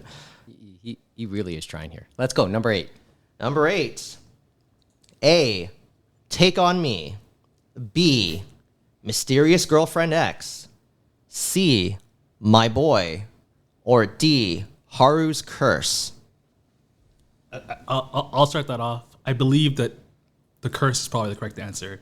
I'm gonna go with D. Okay. I hope it's B. Since I don't care, I'm just gonna say B because it sounds like a cool thing. Okay. What's the title again of B? A Mysterious Girlfriend X. Okay. What was A again? Take on Me. I'm gonna just say A. I'm sure it's the song. What was the third? What was D again? D is Haru's Curse. I'm gonna go there. All right. But it's unfamiliar territory for me. The correct answer is A, Take on Me. Okay. Take on Me is also known as Dominate Me in the USA, but Take on Me is the original. That's what I figured that they were going after the song. And so that's what I thought. that is the Arrow manga by Setsu Takemura. Fantastic H manga that is long out of print here now. Mysterious Girlfriend X is about it's like a romance series about a couple of high school students, but then I think the girl there's this whole thing with drool in Mysterious Girlfriend X, but it's not like And Is that the scissors. mystery? I makes me I was wonder, just right? expecting Racer X. That one was Kodansha did that one. I remember. let's And continue whereas our- My Boy is about a woman and a younger boy who slowly do develop a relationship, but it's actually not. It's actually depicted as tastefully as, say, a Koikaze. Koikaze. I thought it was similar to Koikaze. Very Yes. tasteful. It just finished the 9-volume run and stuff like that from Yes. Vertical and stuff like Yes. that. But it is very tasteful and respectful, similar to Koikaze, that I think some people could read it and not be offended. Yes, I agree wholeheartedly. I still need to buy that series. And I think given Koikaze, I don't think it'll get an anime, but it's still, Yeah. I think there's still artistic merit in it. It's not, I hate to derail, but how do you make this tasteful? Like, is the younger person 18 or like what's going on here? I think it's an office worker, and I think the boy is she an office lady? I think. I guess so, yeah. And The then boy is like what 13, 14 or something. And that's where you gotta get How do over- you get this tasteful? It's done tastefully because it's not meant to titillate. It's not meant to. So, It's a tough oh, one. good. It's not porn grooming. It's just like regular grooming. They want to be married normally, not with any sex scenes. And that's why Koikaze had a lot of contentious thoughts back in the day, and Amy's reaction is very understandable. But No, it is. And, It is. And the other thing is like Koikaze, that's why it's surprising that it even got a release in the North American English market back then. because it It's a lot of doesn't anime it doesn't fetishize the subject material is what I'm getting at. Whereas a lot of anime that deals with incest now, like Orihime and shit, like that stuff is like. Guess there are going to be some positive murder stories coming out soon. Oh yeah. Like what was that TV show called that seems to glamorize that a little bit? How to Get Away with Murder? No. No, can't be it's that. The Punisher? it's like a husband and wife thing, I think. Oh, I was thinking Dexter, but no. Wait, Can't be Husband and Wife Dexter. Murder Team? maybe I don't remember. It was really popular like in the last 2 years. Okay. If it comes up, I'll. We better get it through We this. better or get else through we'll this never because leave this house. All right. we have to It's, finish it's up. probably in a bit. getting even worse. All right. You might want to put the earmuffs Wait, on. wait, wait. How many more tasteful pedophilia do you have on your... Oh my goodness! Wow. That's actually about it, actually. Let's keep going. Oh, Okay, boy, let's get yeah. through this because I know we're approaching the 2-hour mark on this. So, All right. Question 9. oh my goodness, we're only on 9. A. Haikyuu. B. Hagane no Renkinjutsushi. C. Henshin. D. High School DxD.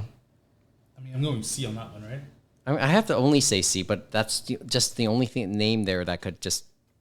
Yeah, not that I even know. That's the thing. Yeah, I And only then now feel I'm beginning. Now comfortable it's saying C. yeah. It's just I'm now at this point where okay, I have this is Rip Van Winkle now. Can you please repeat B and C?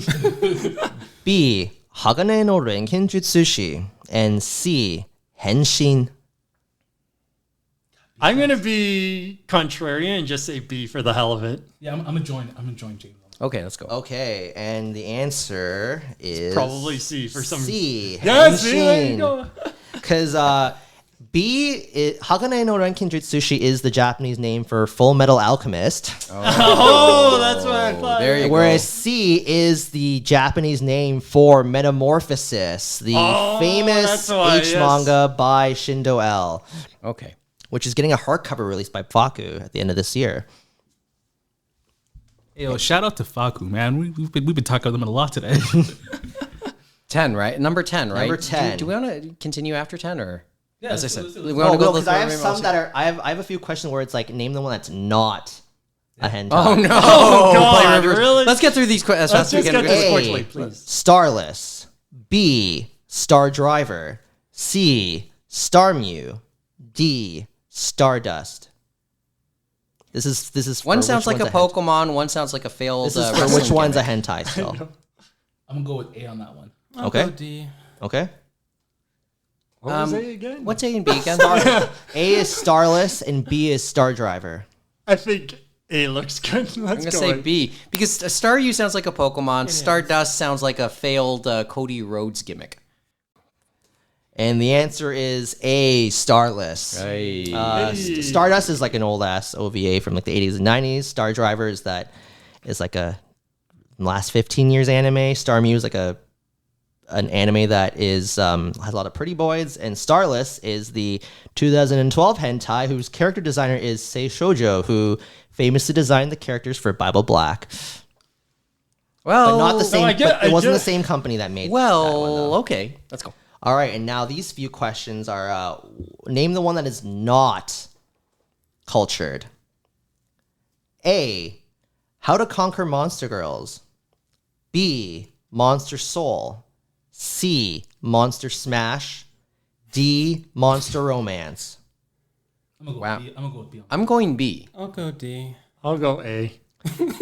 And the answer is B. Monster Soul. Hey. Monster Soul is the 2005 manga by Hiro Mashima, I was thinking game. but creator okay. of Brave Master Fairy Tale and Zero the Works. Okay. And all those other three are Monster Girl H manga created by Mizune, one of the So all premier Monster Girl hentai artists in manga. okay. Let's keep going because we're almost at the 2-hour mark.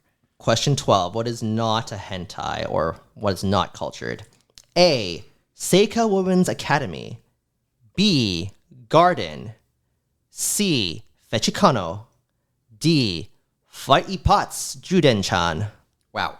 I'm gonna go with D on that one. I'll say C, but for no other reason. That's just I'll go with Mo and go with D. Yeah, I'll go D as well. It is Juden-chan.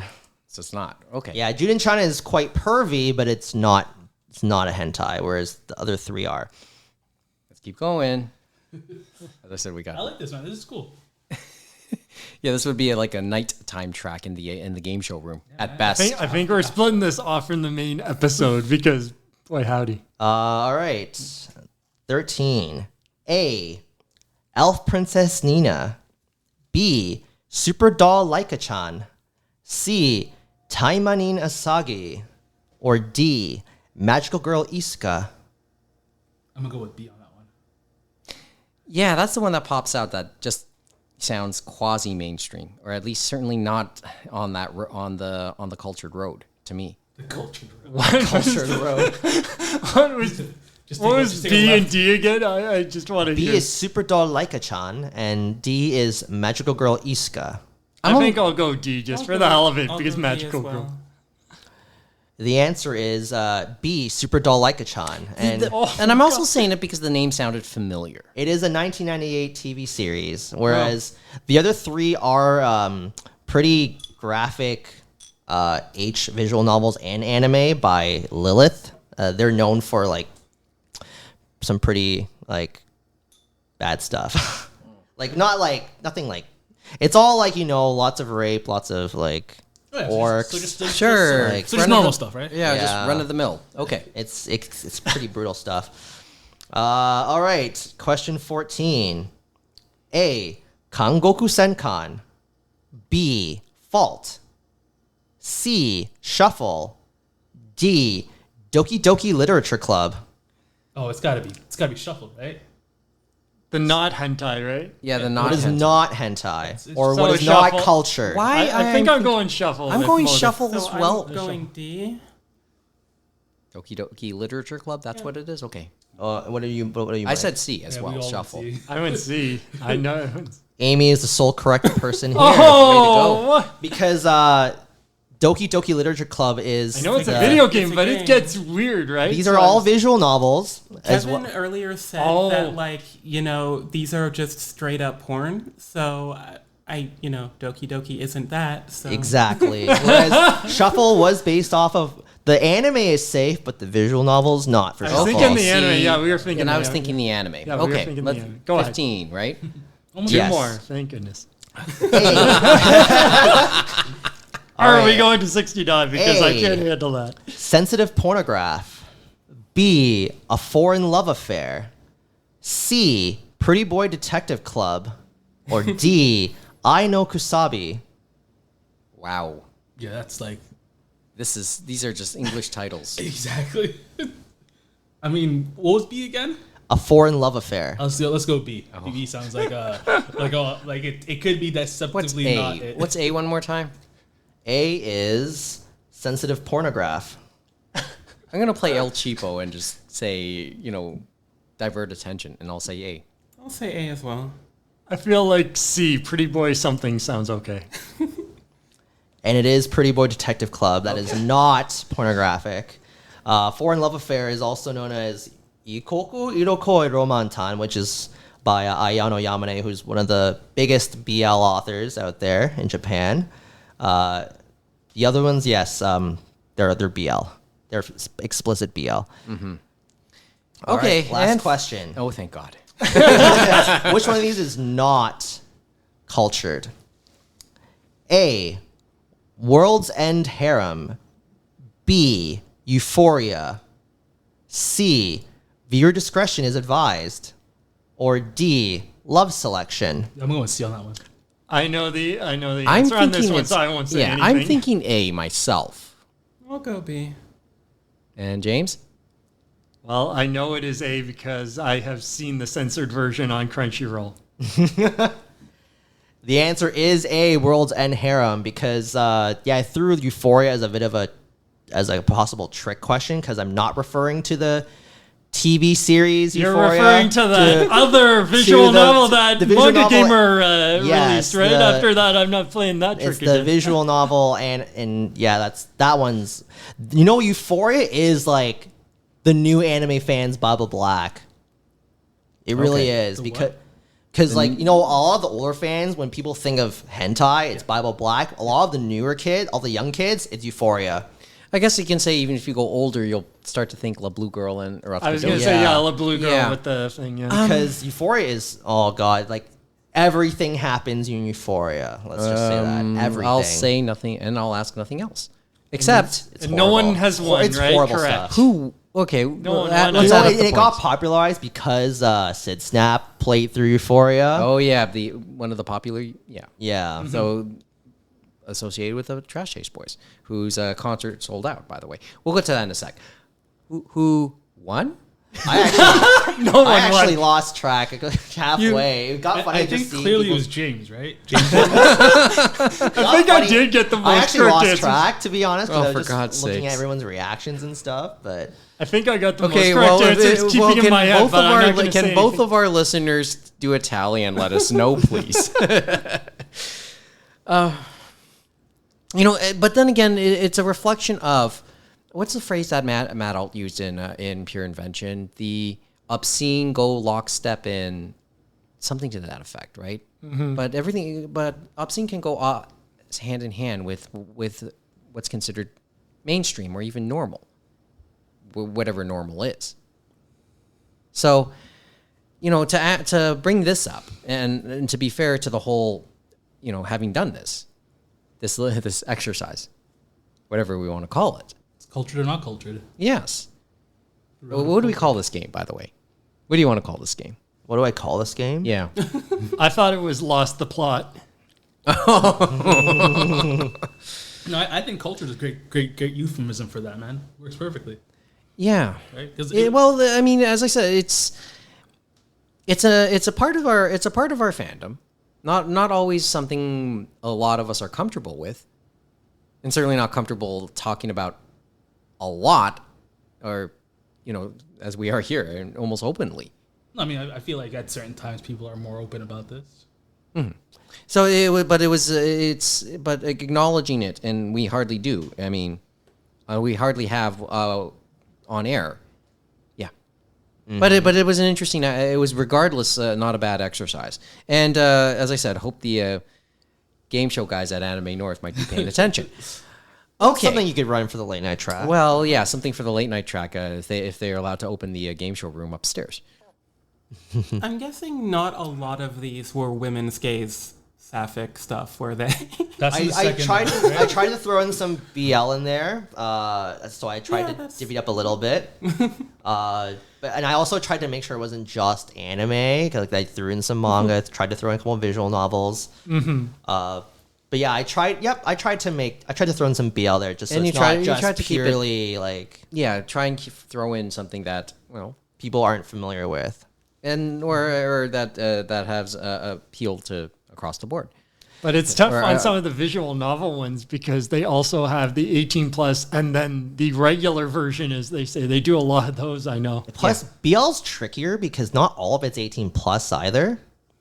So I was trying. All that does narrow the field down significantly, actually. So then for that the leads purpose to of the this game. question, is Dick Fight Island an 18 plus title? Yes, that is unequivocally an 18 plus title. And I say this as a Having read person enough who of it now, right? does own it. Yeah. Okay.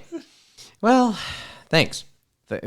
Hey, we have to have some fun. It's been, as I said, after 2.25 years of not doing this in person. So glad you guys were able to make a little time to visit 6 Points. Okay, so before we go today, just a couple things on the community calendar. You did make a reference to somebody associated with the Trash Taste Boys. Yes, their tour is coming to Toronto. My understanding is it's now sold out. And that was beginning of October for Toronto. Yes. Which is October now, 2nd, if I recall correctly. That's on the and Sunday. we're now a part of the U.S., as we said last episode when me and Mike were talking, supposedly. Should we be, this doesn't surprise me that it's sold out. Yeah. It shouldn't be a surprise because of the following that I know the Trash Taste Boys have. Plus the menu's capacity, right? Yeah. And I And think the the venue venues at all the cities were similar size, so it wasn't like they were doing big sites, and it was They- just one night every so They often. could have done like a Massey Hall or something. Well, That's- Massey Hall, I think, is under renovation here. Did they finish that? I thought they finished I Massey think Hall. It's gonna. Well, there's a like Sunmi is gonna be performing there. I think in September. So Maybe okay. It's probably done. yeah. For all we know, they had. Well, I mean, with everything that happened over the last couple of years, I mean, that thing had been going on quietly. This is taking place at the exhibition grounds, the Queen Elizabeth Theater, right? Yes. And the capacity, we looked this up on Google. The capacity is about 1,250 people, and if anything, it'll get smaller. To put that into perspective, Massey Hall, what's its capacity? Probably twice as much. Hey Google, what's the capacity of Massey Hall? Wait. Okay, I'll ask it. Wikipedia. Massey Hall is a performing arts theatre in Toronto, Ontario, Canada. Opened in 1890. Acoustics and was the longtime hall of the Toronto Symphony Orchestra. Hey, you know that's something. We'll look it up. Actually, typing says 2,752. Okay, thank you. So, you know, Yeah, I mean, sometimes just looking that up that way, it's a little faster. The question is, will you be looking through pillars? Because I've been to Massey Hall before. It was Hey, renovated. that could have been that could have been part of the renovation. Yeah, But, they but to put remodeled that to in, make it but to- better, I know, yeah. for viewing. But to put that into perspective, I mean, it's and Queen Elizabeth Theater, some J-pop acts have been known to appear there. Scandal appeared there, I think, just before Anime North, and others have other J-pop and even K-pop. Have any K-pop acts appeared at? I believe so, but none come to mind at the moment. Okay. But maybe some of the promoters know each other and stuff like that, and probably they thought it was a nice venue And just to there's try little out because doubt- they're not doing and like massive venues. Yeah, They're just and- trying to do certain venues, and it would- and they only have so many people probably per city, even though they do get incredible views. Yeah, I'm sure. Perfume, I think, performed there as well. Yes, Perfume performed there, and that concert did sell out. Yeah. So, and for all we know, you're right. Maybe promoters would have known each other and been able to use that avenue, the similar avenues. So, and to put this into further perspective, remember the CNE. It's on the grounds of the CNE. Somewhat related. Remember the Overactive Media is intending to build their venue for esports on those grounds. And on that note, Overwatch League, which I have a habit of keeping up with, is set to have their third major, the Summer Showdown, here in Toronto. I think. Let me just double check the exact weekend. Just before we go to tonight. But it is happening at Old Maple Leaf Yeah, it was Gardens, happening at Old Maple Leaf Gardens. Mattamy, I think it's Center, as they I call think it. it's from the 6th to the 11th, or the 7th to the 11th. So that'll happen, and I think tickets are presently on sale for. Oh, it's a 4-day. It's a 4-day thing. So I think it's Thursday, Friday. So 8th to the 11th. Pardon me. Mm-hmm. And tickets are selling for the 4-day pass, and then they'll sell individual days later this week, in the coming week. Mm-hmm. So kind of related, or at least it overlaps into our fandom just a little bit. Because we looked on the stream of of our former club, Amy, and we saw them playing Minecraft earlier. On that note, so yeah, those are just things that are happening in Toronto within the next month, and hopefully we'll have another episode to do. Fan Expo. Let's not forget that. Oh yeah, and let's not forget it. Well, I heard about it on the radio. Yes. I heard. That's their promotion. Yes, Fan Expo will happen, and hopefully we'll say something more about that next time. Cool. But that's all we got for this evening, or for this afternoon, because it's still there. So once again, if you want to contact us, and congratulations, we've gotten through 69 episodes of this, of version 2, plus a bunch of others. Once again, if you want to contact us, or at least call us out, animeroundtable@gmail.com, Twitter, Instagram, @animeroundtable, animeroundtable.com, which I was updating earlier in the week. At least there's links of interest. Now I'll try and fully update it with the Captivate links. Can you help me there, Mo? Thank you. Yes, and we have to mention the Twitch channels and the YouTube channels. Maybe we'll add, just maybe I'll add something to that before the end of the year. If only because, well, as I said, there's still a little bit of this year to go. As for the podcast side, please leave us a review, if you can, on Apple Podcasts, Google Podcasts, Stitcher, Spotify, etc. Give us a like, because good reviews will help the algorithm with us. Also, comments help too. Yeah, comments help too. I was going to say, how many stars has Kevin cost us today? 6 of them.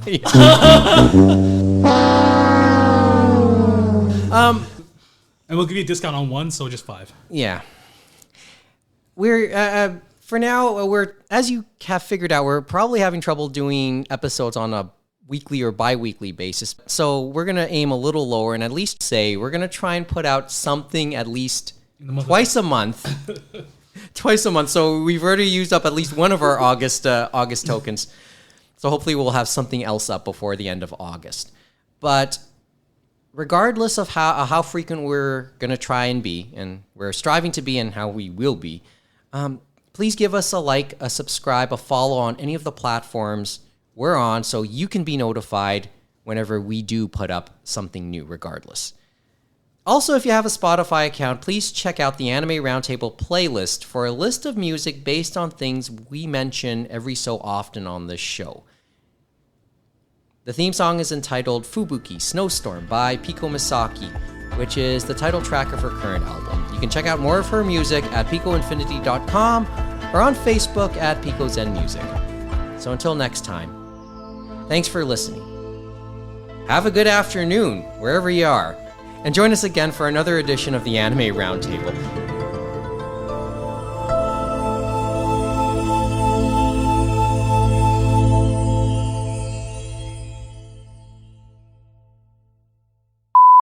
That's going to be episode 70. And I'm really starting to wonder, we're starting to get to the episode numbers where version 1 ended. I forgot how many episodes version 1 was. We got into the hundreds, no? No, we didn't get officially into the hundreds. I think it got to maybe 78, if memory serves me right. I will have to look that up. Sounds about right. Yeah, I think we got to 78. So we're approaching where version 1 ended. So there you go. Also, in the spirit of episode 69, One more time.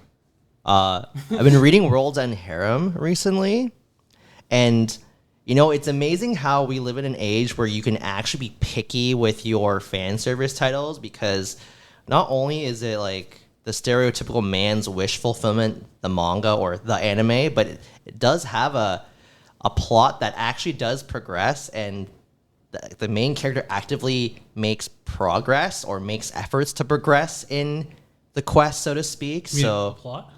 Yeah, like the plot. Like the plot does actually progress periodically. So you're saying it is the ghost ship title we should think about first when we're getting something from that line, huh? That, or yeah, actually, I'd say so. You kids all have it real good.